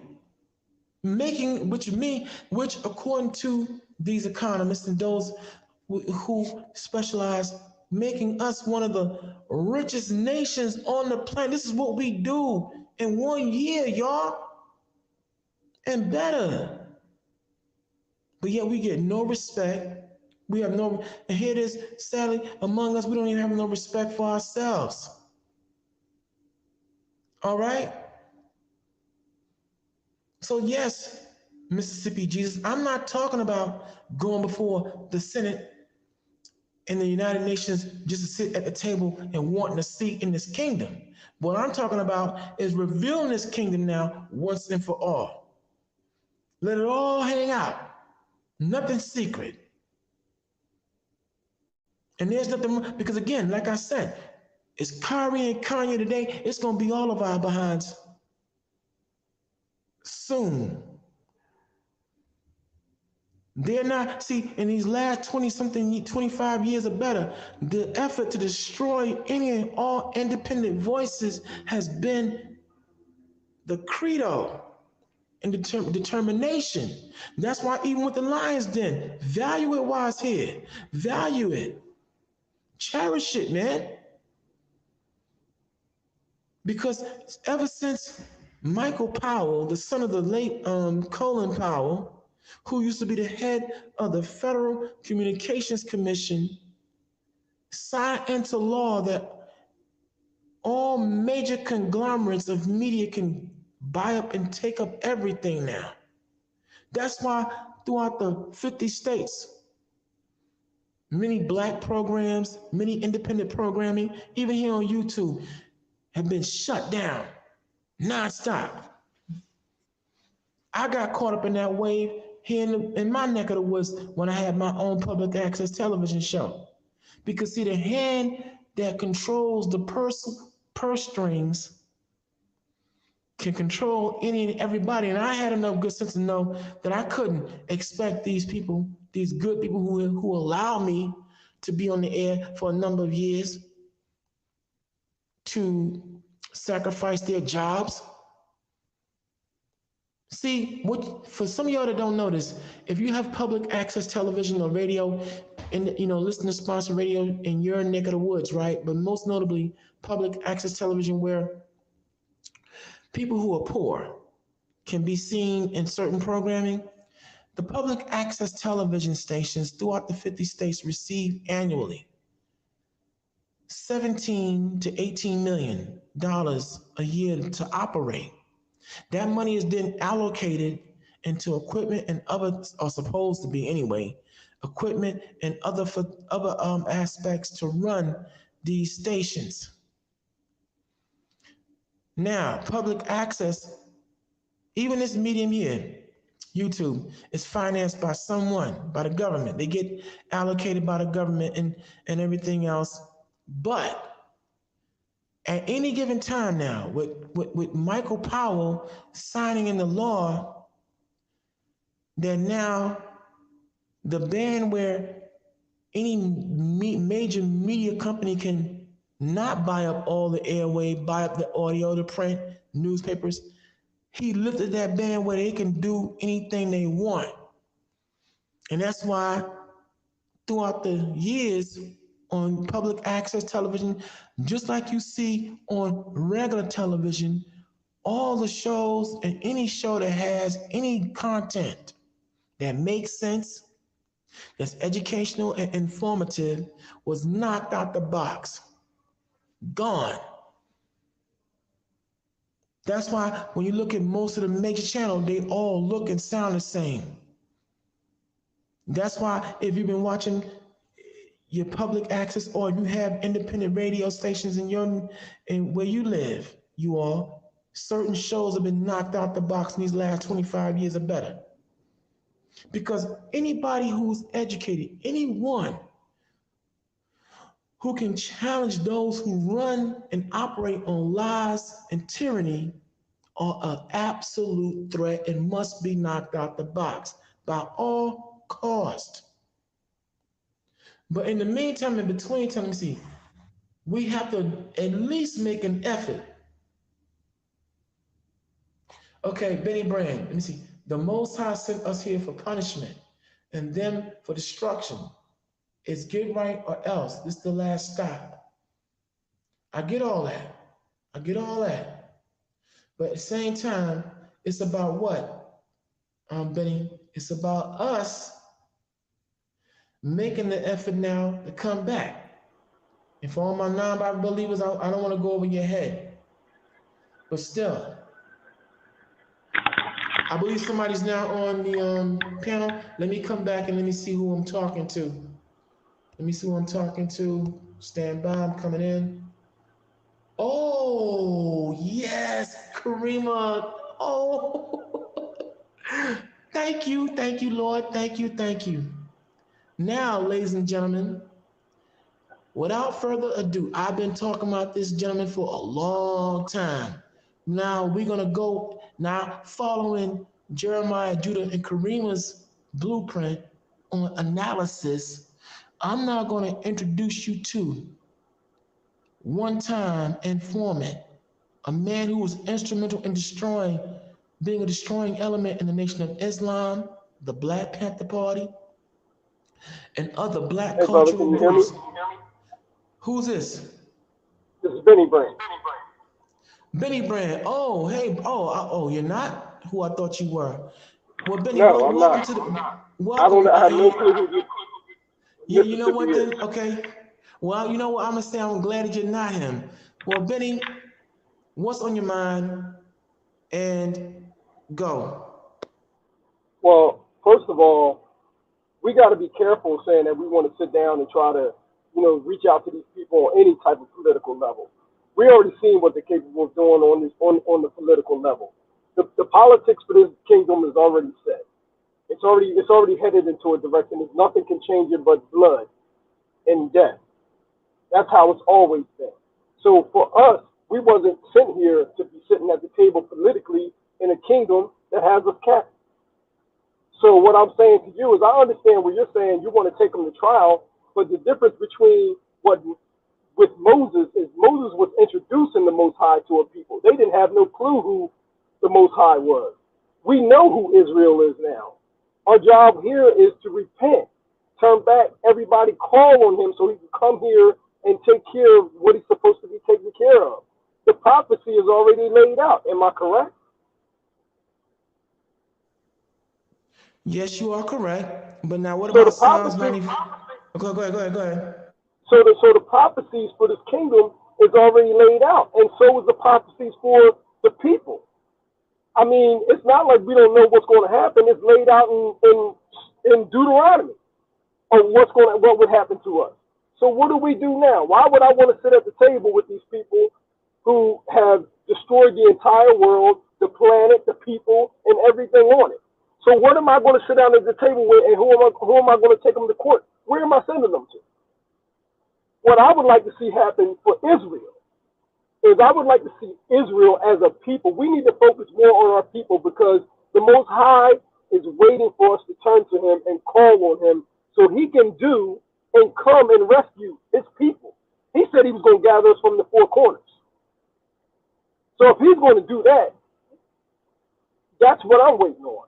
I have no desire to sit at the table with these people. They're going to do what they're going to do. They have a plan just like the Most High has a plan. The Most High has a people and Satan has a people. Well, we see what Satan's people are doing. So what I'm saying to you is I totally understand what you're saying, and I know why you would want to take them, you want to take them to trial, and you want to, you want to bring it to their attention that, hey, you're guilty as charged. But as far as the prophecies go in the book that I'm reading, that we don't even have to do that anymore. Their fate is already sealed. Well, okay, Benny, but what about the fact in Jeremiah the 16th chapter, the Lord said that first he would send forth fishermen and they would fish the people, but then he's gonna send forth hunters who are gonna hunt. See, now this is what, again, I want you to understand. It's not about trying to reason, but all other nations now want to hear all the particulars of what has been going on. See, this thing can be kicked off that's why they know if we're given a voice to be to really bring everything to fruition, it puts prophecy and speeds prophecy up even more, don't you think? Well, I personally think that we have the power to speed prophecy up. I personally think that we hold, as a people, I personally think that we hold that much power in order to speed prophecy up. The days are even going by faster. One day you're saying it's January, the next thing you know is December and November. And I believe that's all tied to the people waking up as a whole. So, when I look at all these things that's going on, especially around us, I think we spend too much time. First of all, let me say this. Let me say this first and foremost. This is how I know that there's a problem within Israel and as a culture.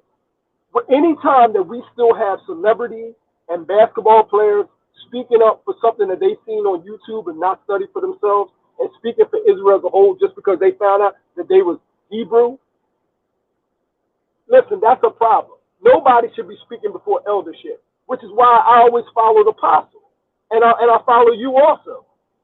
When I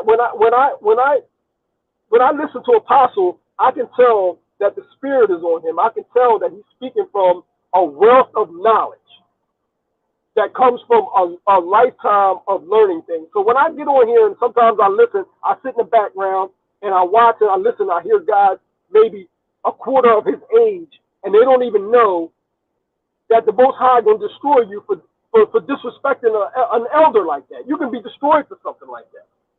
So what I'm saying as a whole with Israel is that we got to know our place.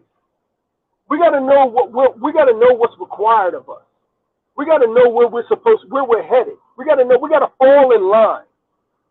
And I don't feel as though right now that Israel is doing that. I feel as though that they sitting up here and then the first thing all these camps do is they go out here and everybody got Kyrie and Kanye, plastered on their memes, on their avatars. Well, that's crazy to me because these people, especially Kanye, we know he's a pagan worshiper. He was the one running around here on Sundays talking about Jesus. Well, we can't. Why would we want him speaking up before the elders? And why are they not being shamed for that? Because they have money? Money allows our culture, our people, to feel like they are above our eldership. The people that's been studying for years, that has brought us into this truth. Somebody who could have gave you a simple definition in a dictionary of why you're not anti-Semitic. Or you wouldn't even be using that word if you looked in the dictionary. You would know you would be Shemitic. So even them using that word is an issue. So I have all kinds of problems with some of these camps right now and the way they're bringing up these names and talking about these people. Because I personally, I'm upset with them, Kyrie and Kanye, because now you're out there in the gunfire. Both of them been speaking without a Bible. Ain't nobody pulled a scripture. The most powerful thing they could be using is God's word. And not one time have I seen them yet go to the scripture or a Zondervan dictionary or anything to say, hey, this is why I'm not anti-Shemitic. So trying to reason, so we don't know whether these people are on our team or not. They've been known throughout history to plant mold and within inside of faction. What do we call these social media people? Influencers. So when you got an influencer with 3 million followers, you become an enemy of the state if you say something wrong. You become an enemy of the state. Now we all know this. So to me, it's very easy to get somebody like Kanye and somebody like Kyrie out in the forefront in the media with so many followers and make them an example because you know they came to a gunfight with a spoon. They came to a gunfight with a spoon, and that's not good for Israel. It makes them look crazy. It makes everything that the elders have studied, it makes it look crazy. Well, all right. Well, Benny, how about this? Well, how about this then, brother? I want to thank you for your input, and I'll just, sum it up by saying in the book, I forget where it's at in Zechariah, where the Lord said, "Wait ye upon me till I rise up to the prey." So I'll roll with you on that, okay? And I thank you for your I thank you for your statesmanship and for your insight and input in this discussion. And thank you for coming on the panel and sharing your thoughts, brother.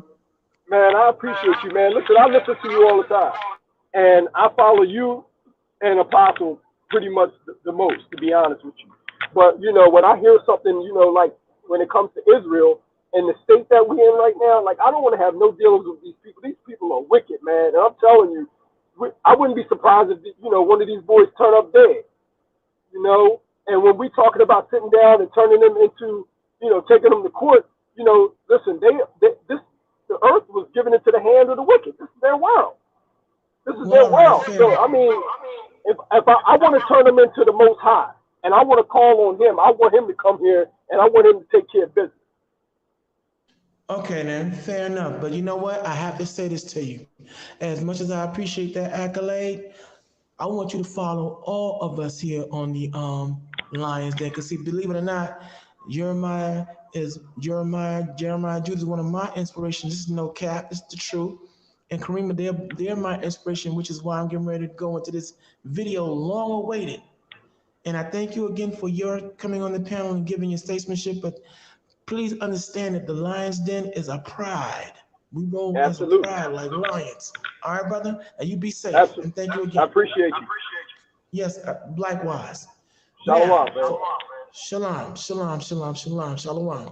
Now, let's get to this video. Oh, Lord, please let this time stay on so I can rock it. But anyway, ladies and gentlemen, they say that today is always shaped by yesterday.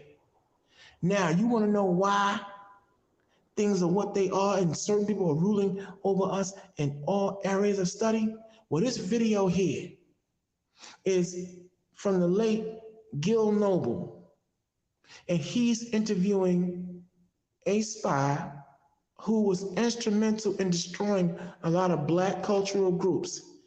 His name is Darthar Perry, but in a moment of conscience, he decided to go public before he went back under. But I want y'all to listen. You want to know why we have this madness that we see in our entertainment field? Well, we're gonna break it down for you and yours. This is the short version of this particular discussion. But listen carefully. I'm gonna break it down to you blow by blow. So Karima, when you're ready, let's go.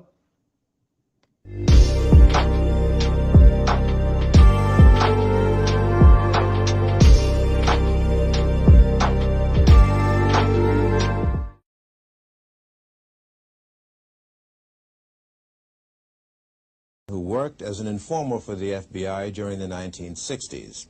His name is Dothard Perry, also known as Ed Riggs, also known as Bill Perry, also known as Othello. How were you paid? The pay was always in cash. Cash, and you would sign a card. It would go like this. A rendezvous or a drop-off point would be picked out either by yourself or the agent. You would meet the agent there. Usually it would be in a vehicle. You get in the vehicle, he would hand you the money. He would tell you first to count the money. He would tell you the amount while you counted it. If the amount was there, he would then bring out a card. On that card would be for the week of such and such. In other words, the week was dated. So-and-so has been paid the amount of. Then you would sign the card, and then the agent would sign the card. The reason for this is that if all of a sudden the IRS became very interested about where you were getting all this extra money from, you could always tell them to go back to the Bureau, and the Bureau would have your cards on file. I see. Were there such things as bonuses? Oh, yes. What were they paid for? Bonuses were paid for, suppose while you were meeting with, or you were at a meeting with Bobby Seals, Chulai of the Red Army happened to come to the meeting too, which is something which would be a new development. That's bonus time. In other words, a hot piece of information. Hot piece, very hot piece.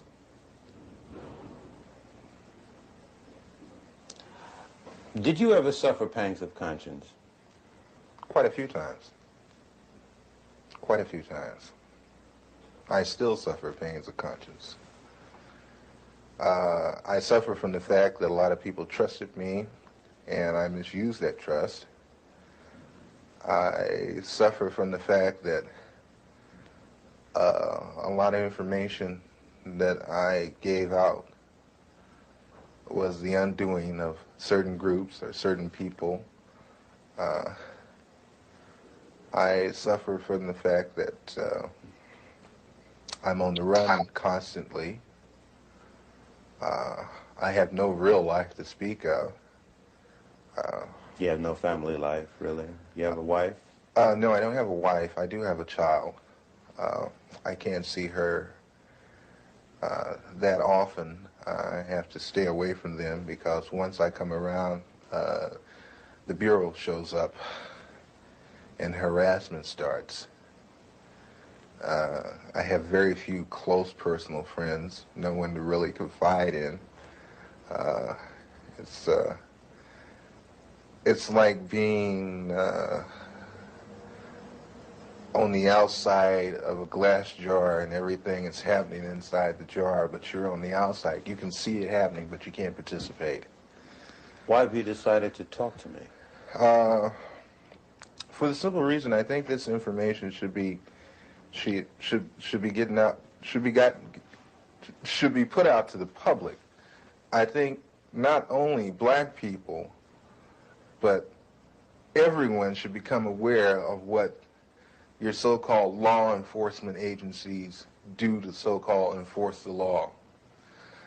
Because between you, myself, and the audience, I've seen more felons in law enforcement than I have in prison.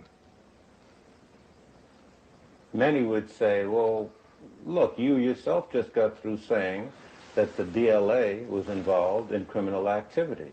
What's wrong with wanting to put them in prison? How would you answer them? I would answer them in this way. First off, we have to understand why they did what they did. But I'm not even gonna go off into that psychological hoo-ha. What I'm gonna say is, when you become just as bad as the people that you go after, then there's nothing gained and a whole lot lost. You also were active in the infiltration of many cultural groups. Before we go into that step by step, how much research and study did the FBI engage in of black culture in the late 60s? A great amount. Give me an idea. From the thing is, I can, they have a file on every type of magazine that blacks read. They have a file on the music. Music, dance, theater, actors, comedians, you name it, man. And they would actually study these different... Yes. Oh, yes, definitely. What would they do with music? To understand the people, you have to understand the culture. To infiltrate, you have to understand. You had a lot of so-called white liberals that were infiltrating the so-called black groups using the information that they had gathered from the studies of blacks. You mean just to understand the behavior pattern of our people? Oh, yeah, I can, Will Heaton could name out some jams of Miles Davis that I hadn't even heard of. He could name off some books that I hadn't even read pertaining to black culture. Do you ever see agents actually studying the music of... Yes. Yes, I've seen them going over even video portion of cultural events. The understanding, like when, you have an organization like Leroy Jones' Black House. You remember that? Okay, Leroy Jones's place, which was done on the thing of tribalism. That's where I first heard the word Kintu, Mantu, Huntu, Hentu. These words of the African continuum. I learned that from an agent. He ran it down to me.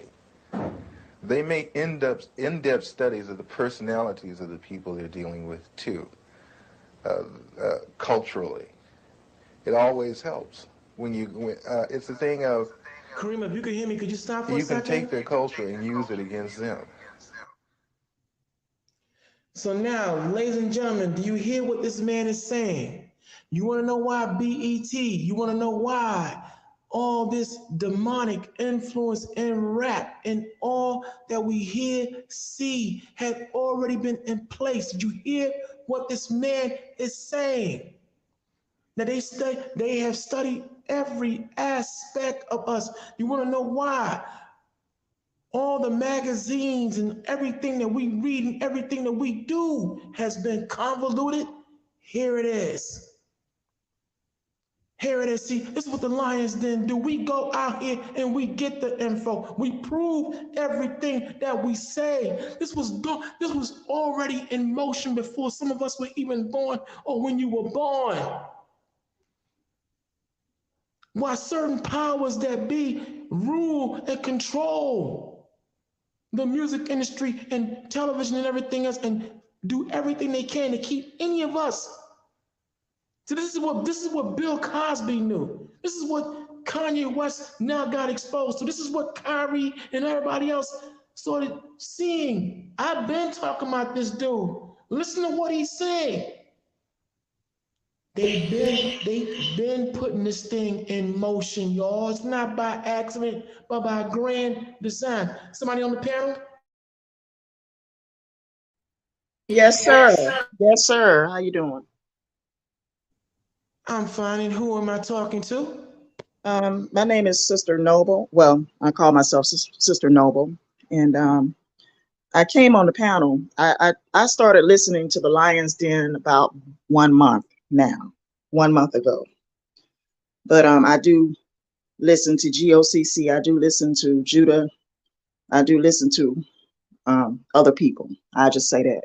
I'm going to make this very short. I studied with GOCC. I was actually a part of GOCC in 2017, but I left. Okay, I left, and I'm back at my church. But I wasn't totally convinced of our heritage as Hebrew Israelites from the Bible. I was not convinced of it until Friday night. I gotta be honest when I say this. I was not convinced until Friday night. And this was Friday night Bible study. Okay, when we brought up Irving in Friday night Bible study. And I'm gonna tell you what I heard Friday night, I was totally convinced. I was totally convinced because at first I just wasn't convinced. I wasn't. I got to be honest. And I thank you for all the information that you gave us today because it is much needed that we hear everything that you had to say. And yes, we do need to boycott these companies. We do. Really, we do. We do need to take this government to the world court. I mean, the United Nations, okay, as they call it. We do need to do that, honestly. But that's all I just wanted to say. That was it. I just, I just wanted to say that. Well, Sister Noble, I'm very glad that we are an influence on you. I'm glad that you are getting back recalibrated, and I'm hoping that you will continue to be here with us to be more and thoroughly convinced. But we want to continue this video. Now, for y'all, did you hear what this man said? They've been studying us for years, and they know that murder, death, and kill, and all this demonic incorporation to our music and what we read is not by accident, y'all. Let's continue on. Run it, Karima.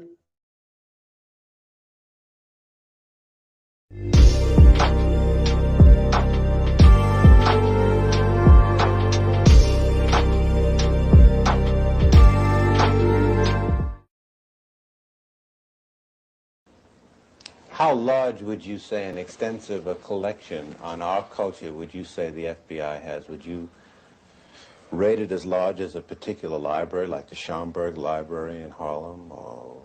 I would rate it better. I would rate it better, and the fact is that they go into details that we probably would overlook. Will Heaton used to meet me in different places. You know, Will Heaton, that was one of my supervising agents. There is a certain bar in the Los Angeles area where people into black cultural things met, and Will Heaton used to meet me there. And he would go into very long and tiring conversations with some very articulate brothers about culture, African culture, and Afro-American culture.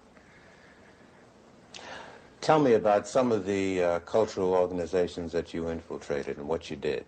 PASLA, Mafunde, Watts Writers Workshop, which they had. The Watts Writers Workshop? Yes. Watts Writers Workshop, which was one of the oldest established black writers workshop. That place was burned down. Yeah. The Bureau had it burnt down. How do you know that? I know because I participated. I did the arson. You burned down the Watts Writers Workshop? Yes. Why did they want it to go? At the time, funding had been cut to the workshop, had been cut out, but it looked like there was a possibility of a grant being given back to the workshop. And if there was no theater, there would be no grant. How did you do it? 2 cans of kerosene, Purex bottle, gasoline, and a flare, highway flare. Why didn't you use more sophisticated stuff? Oh, no. No. You're never overly sophisticated. It's too obvious. This way you make it look like, maybe somebody in the neighborhood that got kicked out of the theater at one time got mad and came and burned the damn theater up, that kind of thing. But you were involved in this theater? I mean, did get to you at all, what you were? Hey, man, that got to me a great deal. I love that theater. I built the stage. You built the stage? Oh, yeah. When I got to the workshop, the stage that had been, the original stage that had been built needed an extension on it.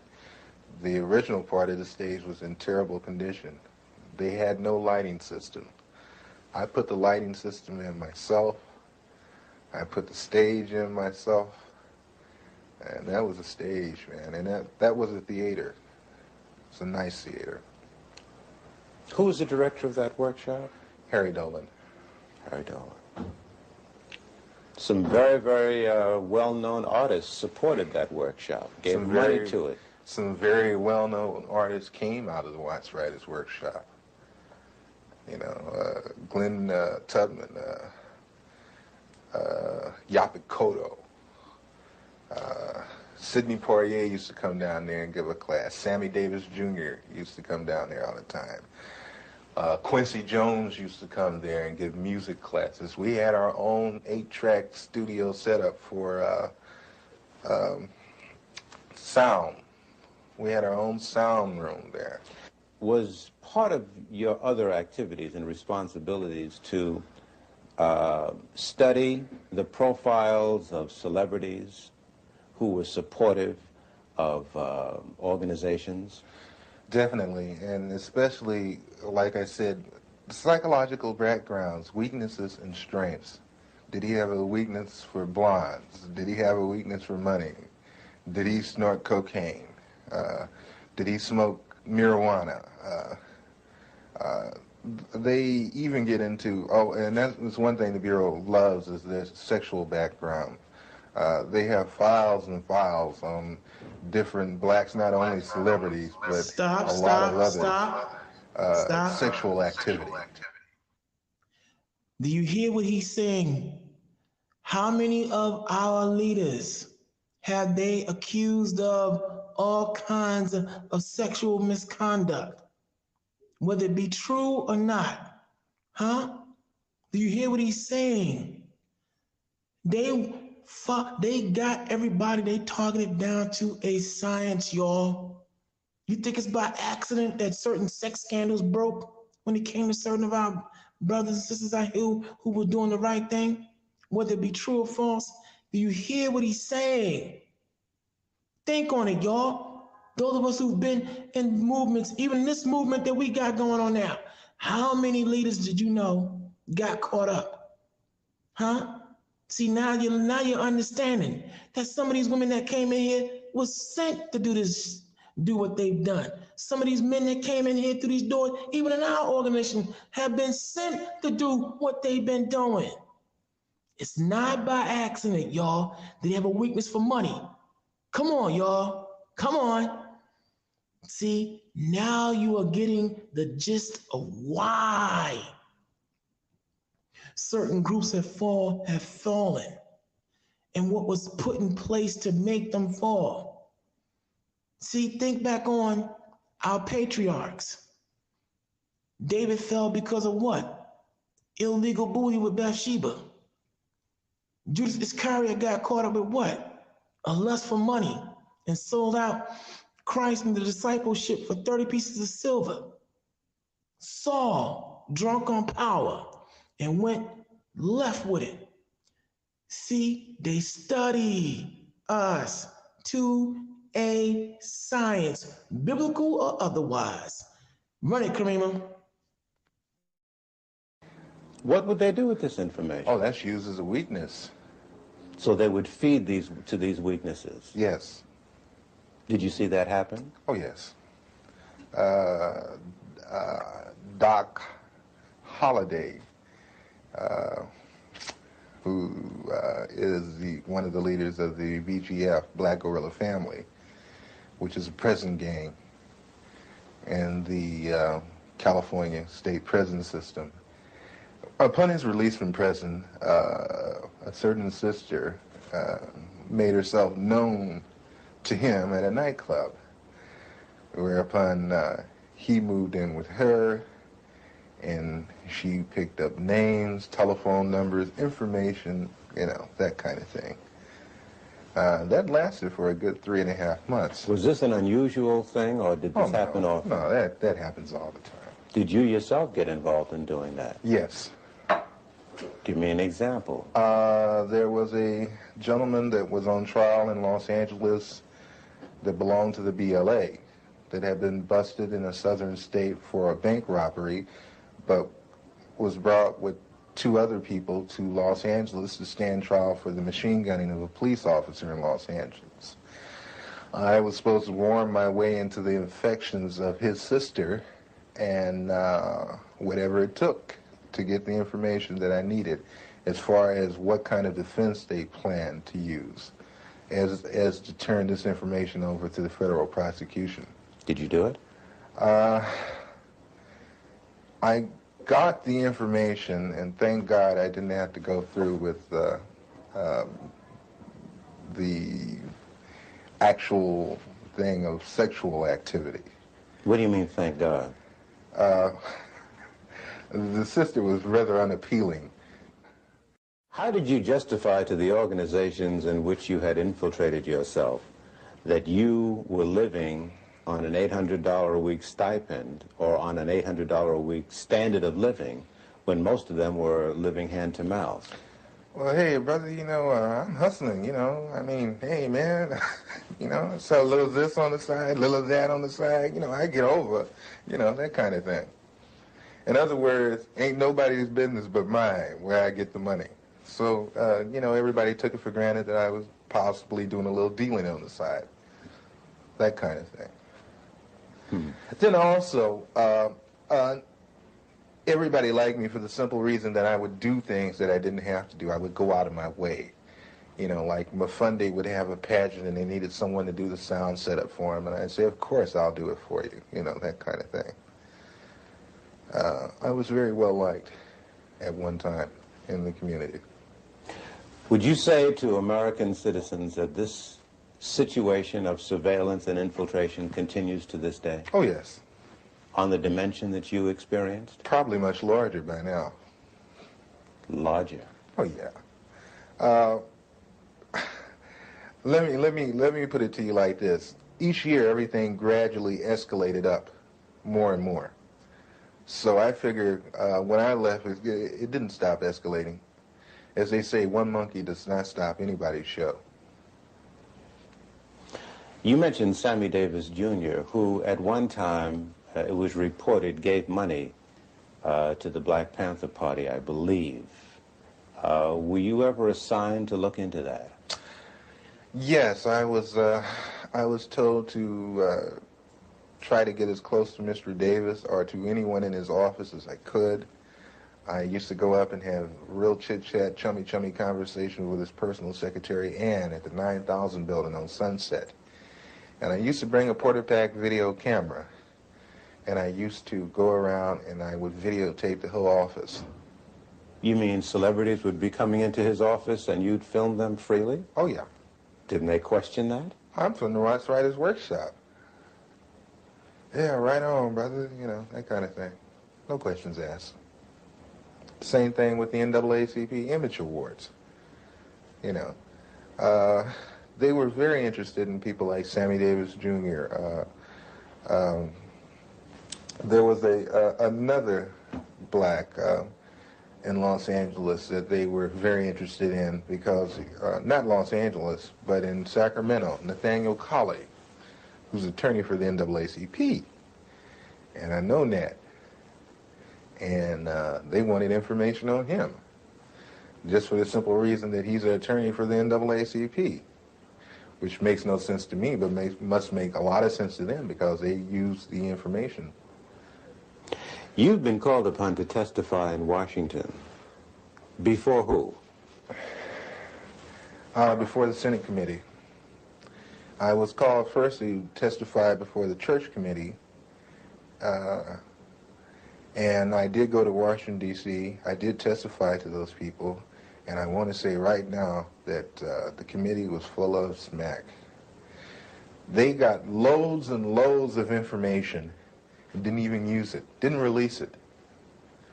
I had tapes that I offered to them in evidence against the Federal Bureau of Investigation with conversations of me and my supervising officer where he's telling me to obtain certain articles for him by stealing. Don't get fingerprints on it. We can really use that. Did you take the weapons over to such and such? The church's committee told me that they couldn't use the tapes because the tapes were gotten by illegal means. What would you say about the composition of the committee panel that questioned you? I can say that's for the birds too, because the same people that I was talking about were the same people on the panel with the church's committee. What do you mean? When I came in the room to be interviewed by the so-called people from the church's committee, the representatives from the Federal Bureau of Investigations were also in the room. FBI agents were a member of the church committee panel. They were there with the investigators for the church's committee asking questions just like the church's committee. And see, this is another thing that I find fault with, and this is another reason why I am not going to Washington, D.C., is that, again, I have been asked to come again for the second time. I'm not going again. For the simple reason that when I went up there with the idea that there were agencies investigating the Federal Bureau of Investigation, not the Federal Bureau of Investigation investigating itself. You're on the lam, almost. Do you have a sense that you're going to be arrested and go to prison? Oh yeah, eventually. Eventually, when things come to a head, it has to. It has to be that way. No other way around it. What would you say to citizens who sit and listen to what you've said and have a sense of frustration and helplessness? There are some agents, the old line agents, that disagree with the tactics that were used during the so-called COINTEL period. But one thing I don't want us to jump off of is that people always talk about, they're talking about COINTEL now so heavily. I'm not talking about COINTEL, I'm talking about a thing called BD, which was better known as Black Desk. The Black Desk was set up for a simple thing of infiltrating black organizations and black groups, whatever. Where was this Black Desk, or were there a number of them? There were a number of Black Desks, but the head Black Desk was in Washington, D.C., controlled by Sullivan. And the... Was he black? No. Mm-hmm. And what was the function of the Black Desks all over the country? I guess there were dozens. The function of the Black Desk was to monitor activity, social unrest. Now, for those of you who don't know what COINTEL means, it's short for the Counterintelligence Program. This was set up by J. Edgar Hoover and George Herbert Walker Bush, former president of these United States when he was head of the CIA. What the Counterintelligence Program, its name tells you exactly what it was doing, countering intelligence. As you heard him say, they would plant drugs, plant all kinds of false evidence in these organizations using black demons like himself, befriending you, then bringing all kinds of things to use against you. So all these organizations, including within the faction of our Hebrew Israelite, some of y'all may have experienced these things and seen these things. Now you know why. Run it, Kareem. As revolutionary groups, cultural groups and such in the black community. And feed it into this central desk. And it still exists? As far as I know, yes. We've seen a number of investigations into the assassination of Martin Luther King. We've seen an extended police trial of the assassination of Malcolm X.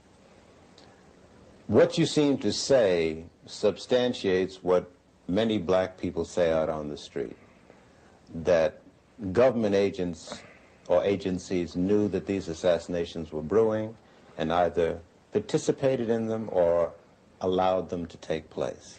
It would behoove black people, it would behoove all people, really, to question so-called the cut and dry one lone assassin theory. The Bureau and other intelligence agencies are very good at conspiracies. They are very good at setting people up to be killed. They are very good at making innuendos so the person will be killed. City police don't know about because they have policemen in there. They don't let black people form anything without some policemen in there. And while I was in the black Muslim movement, over the black Muslim movement, many of the police who were sent to infiltrate us, they're black, would tell me, say, look, I'm a cop, but I have to come. They would tell me. I knew the Muslim movement was full of police. So don't you think anything is going down that they don't know about? The only thing that goes down is what they want to go down. And what they don't want to go down, they don't let it go down.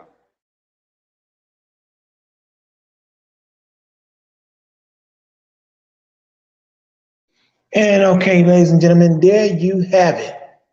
Now, I'm going to bring more footage and more information, but this in a nutshell was the 22-minute breakdown to break down to you exactly why the demonic influence you now see in our music, in our R&B, also in all of our cultural groups that have been before and now.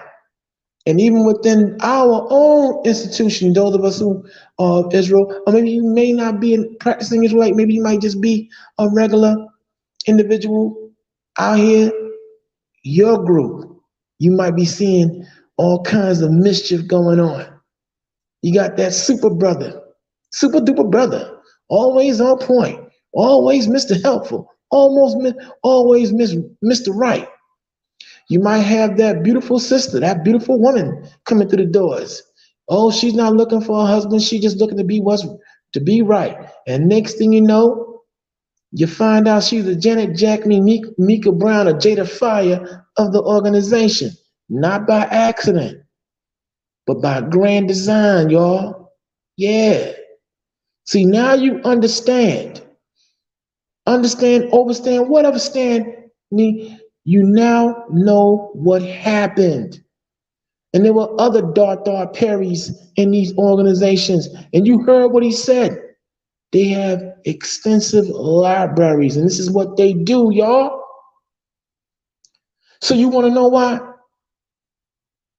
They're all these buck dances and symbols because the government may have things on them. And that's why they don't want to come against or stand for Kyrie, Irving, Kanye, and anyone else. Now you understand why we all have to be on point in how we conduct ourselves and the company we keep. That's right. Nothing's changed. So you have now been on a thorough odyssey. I don't want to keep y'all long. You know what I'm saying? I have things I got to get to. But now the groundwork has been laid. We're going to go into this even deeper. And now you understand why hey, we may even have some spies here in the Lions Den. But you know what? Listen, all you can do is go back to your bosses and tell them that whenever we talk, all we do is bring forth concrete evidence and proof. Even their own evidence. Okay? How about that? So with that being said, this has been another session of the Lions Den. And I'm going to keep it short and sweet on this one here, y'all. But you now cannot say that you have not had a thorough. Wait, before I end, though, I'm being selfish and being inconsiderate. Unless there's someone who wants to come to the panel and talk about this issue and what you've seen. Because I'm sure it's blown your mind. Now you're understanding the assassinations of Malcolm X, Martin Luther King, Huey Newton, and I'm going to throw him out here, Tupac Amaru Shakur. Now you're understanding that all that East Coast, West Coast crap was just what it was, crap. And it was put in play. Now you're understanding why Bill Cosby and all those who sought to get television stations, ownership, everything, got hit the way they got hit. R. Kelly, and all of them. Now you understand why and how and who has been doing it.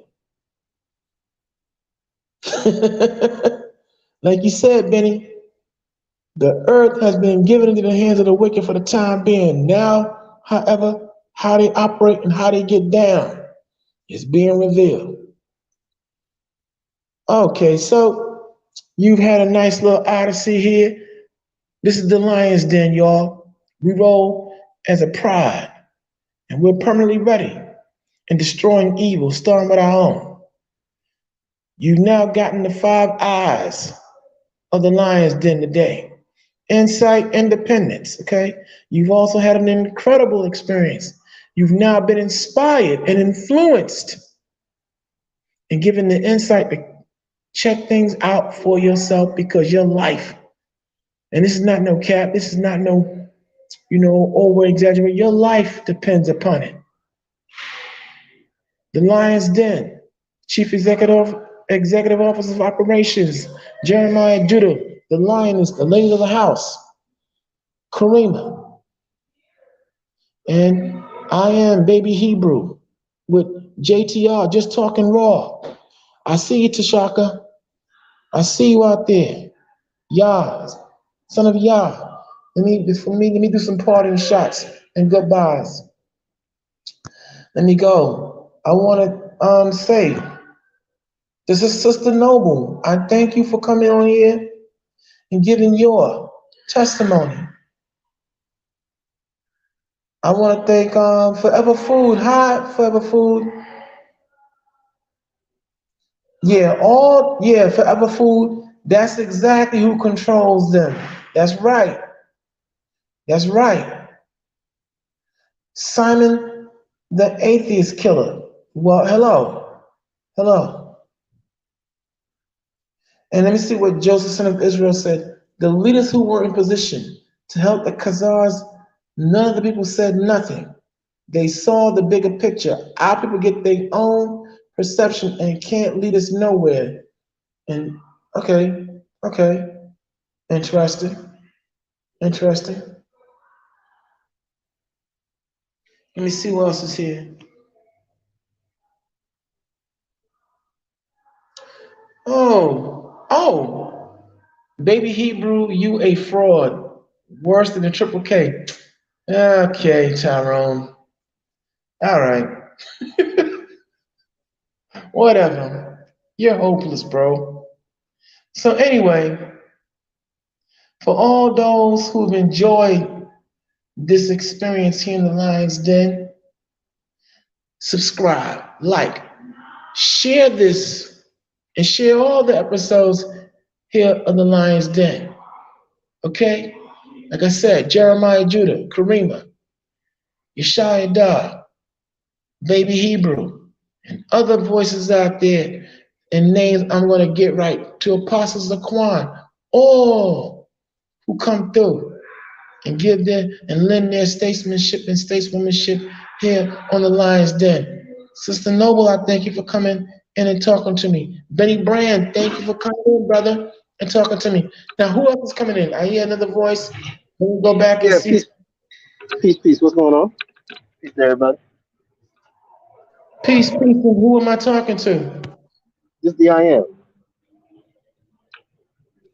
Well, welcome, and what's on your mind? Yeah,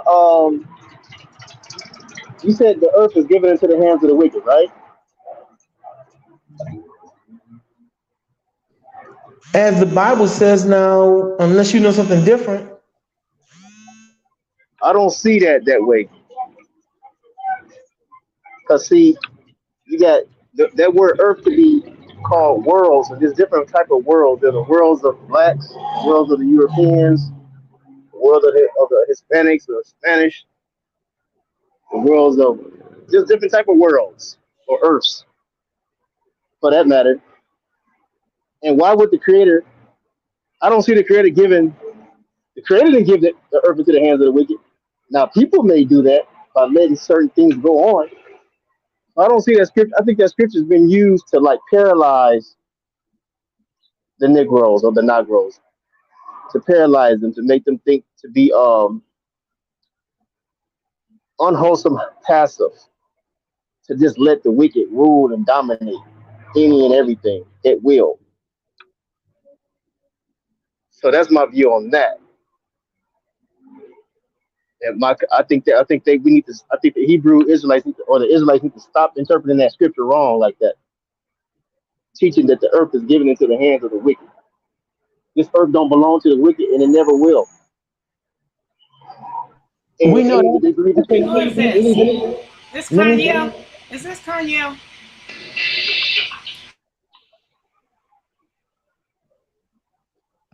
no, this is the I am.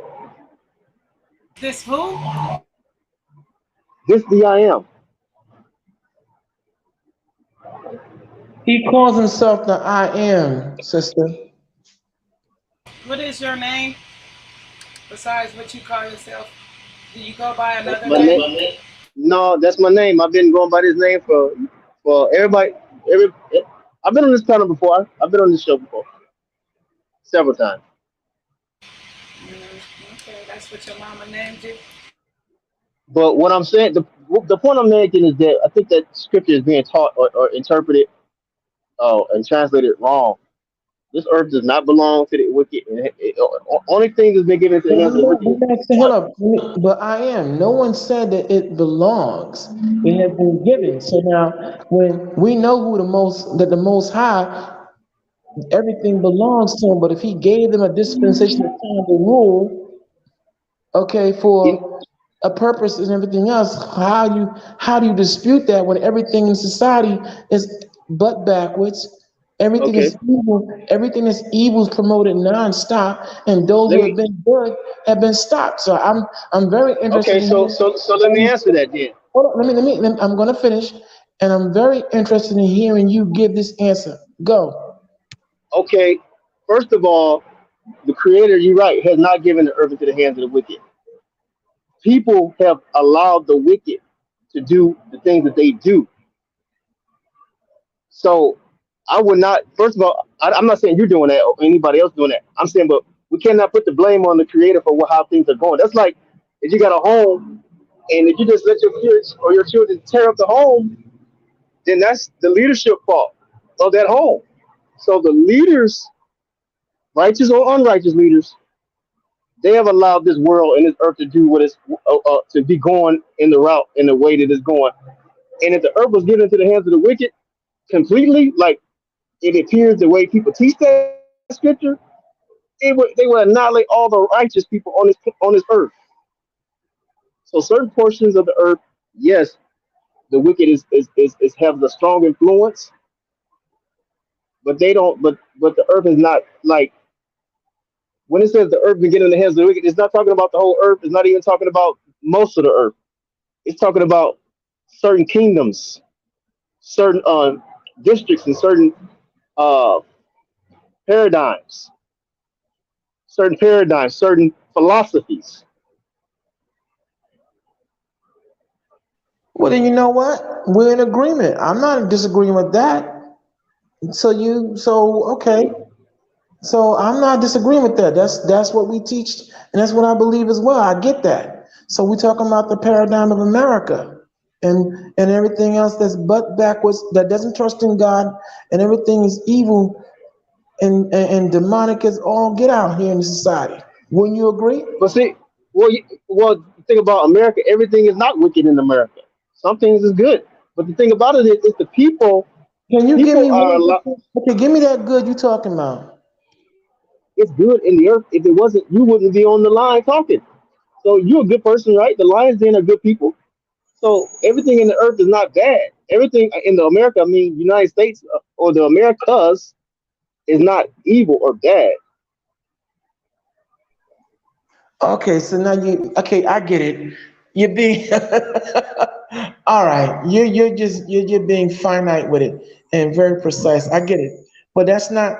But we're talking about on a broader and bigger picture. But we're in agreement, though. In all honesty, Okay, there's no, no. I got you, but on a We're, broader and bigger we're in picture, agreement. but check this out. The broader and bigger picture, you're talking about now you're talking about the leadership and the rulership, right? Even some of them are not just completely wicked. You got some righteous people that's in power. You got Well, I on. don't think he's saying all that, and I'm pretty sure he ain't saying the whole everybody and none of that. What are you trying to say? Like, Nobody trying to say everybody is When wicked. You can find good people under that. What you come to argue with him about, you know what I mean? The opposite okay, side of what he's so saying. Do you have anything negative to say about the information that he brought down on the video? okay, look at this. So when I'm saying again, when it says the earth is given into the hands of the wicked, that scripture is not being looked at properly. According to what I've heard it, all the times I've heard it, it's not looked at properly. Because that's the case. I can say, well, the earth has been given in the hand have been put into the hands of the righteous too. Okay, so don't do we not get evil and good in this earth? So okay, if we want to praise or constantly amplify that scripture, the earth has been given into the hands of the wicked. Well, the earth has been given into the hands of the righteous as well. So now, which one is going to rule? Which one is going to rise to the top and dominate? That's the fight. Right Earth is given into the now, hands who of the you righteous. now who you got a who said that? Who said that? And you got a problem with? Call them out, because obviously you got a problem with certain things that Hebrews say. Call them out. Who said teaching things that don't supposed to? Because we in agreement with what you're saying. So who you got a problem with? Okay, okay? I know what you're saying. You're in agreement, but I'm saying when people, I heard somebody say earlier, the earth is given into the hands of the wicked. As if it's as if when I hear that and the way it sounds is as if we at the mercy of the hands of the wicked rulers. But that's how We you not. took it. But that's how you took it. And Well, that's that's how they so like. take it. I mean, but you just explained it like three different ways. So you can take it like any different way that you just explained it. But I take it the way the energy is put out But there. obviously when you came and said it, he agreed with you. So basically you can agree with him on one of the ways you said it. So what now? No. If he agrees with what I'm saying, then that's fine. But That's what then he they need to said. elect. That's what he So said. check this So out. So what I'm saying is let's have a balance. If you're going to teach, if the Israelites is going to teach, the earth has been given into the hands of the wicked, they should also teach the earth has been given into the hands of the righteous. And then I'll be well, satisfied. that's what you can. Hold on, you can't tell nobody how to teach anything. First of all, but what you can do is come Yes, on I and can tell add. them. Yes, No, I can. Yes, I can. no, you can't. You see how I just mute you? You can't tell anybody anything. What you I can do just is did. come on and try to add to what his information is. You can't dictate what somebody's gonna speak about unless you telekinesis where you can just put that in his head. But what you not gonna do is come on here and tell him what he should be speaking on. But you're more than welcome to add to the bill. Unmute your mic. I said the Israelites need to teach a balance on that scripture so they won't be put the energy out as if the earth has been given into the hands of the wicked and the righteous don't have no power, no authority to rule or to dominate and control this world in a righteous manner. That sounds like a personal issue, but at the end of the day, But I am. that's when you built your platform, and then Well, I wasn't even talking to you. and then you tell the Israelites what they need to be teaching on your platform. But in a between time, we here to build with different nationality, different nations, and we here to speak on whatever we want to speak on. And you got a problem with it, you can either go speak on it on your platform or actually build with us. Again, I wasn't even talking to you. Hold on, I am. Hold on. Also, we here, we bring the better balance. Could you mute your mic? Hold on. He just said he wasn't talking to me. First of all, you talking to anybody that comes on this panel. Here, point blank. When you got a problem with it, then you can just leave. What we do here, we bring balance, and all I'm saying is, like I'm in agreement with you, Lioness. We want anyone to come in and build, but at the same time, please don't put us in that. Don't categorize us as some other group. If we don't do that here. Take that to those who actually do what you say they're doing. I am. That's much more. That'd be more sensible. But again, we thank you for coming in and giving your input.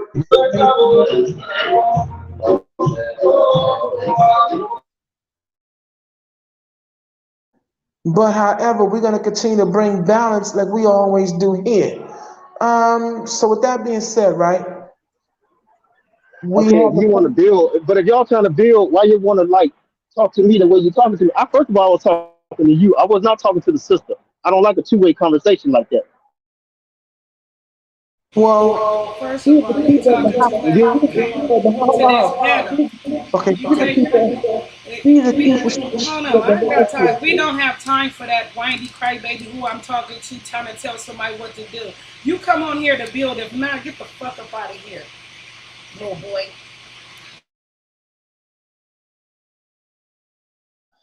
Okay, and on that note, yeah. This is the Lion's Den, y'all. And the keeper of the house is Karima. I'm gonna let y'all understand that.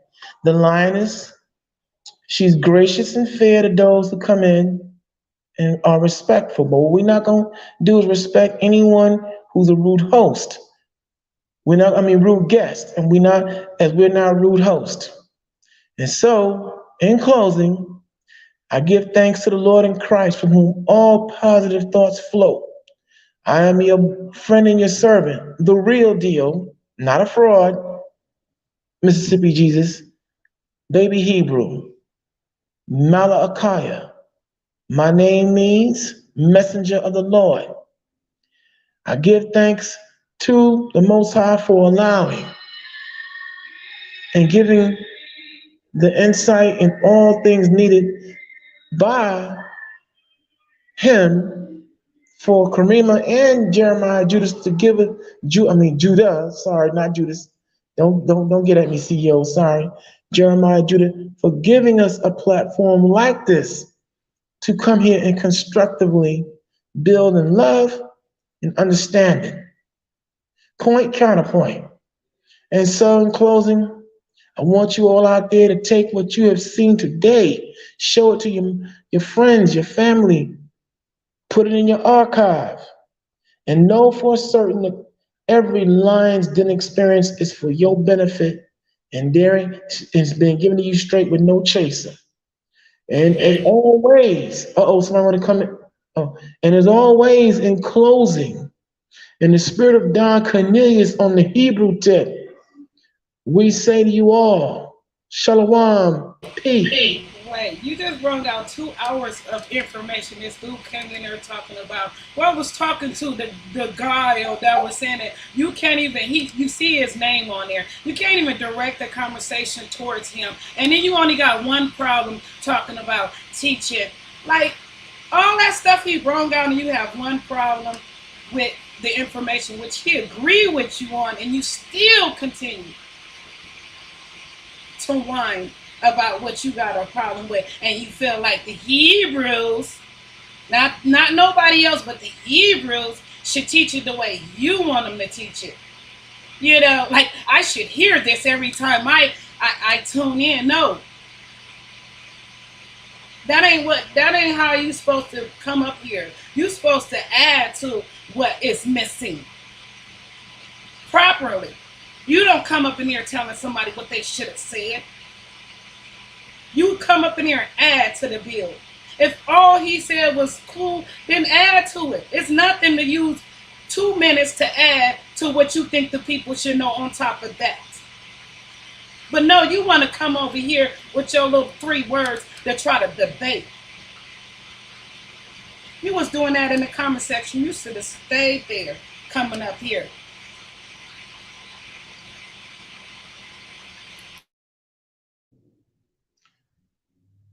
Yes, thank you, Linus, for your defense. I appreciate your defending. See, the Lioness takes care of her cubs.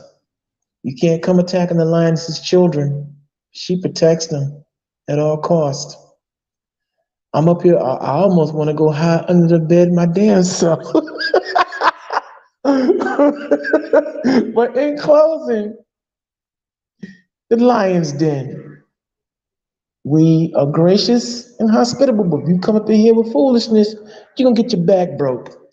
In the spirit of Don Cornelius on the Hebrew tip, I say to you all, Shalom, peace, ahab, love, and the posh, because everything we do is a labor of soul. We up out of here.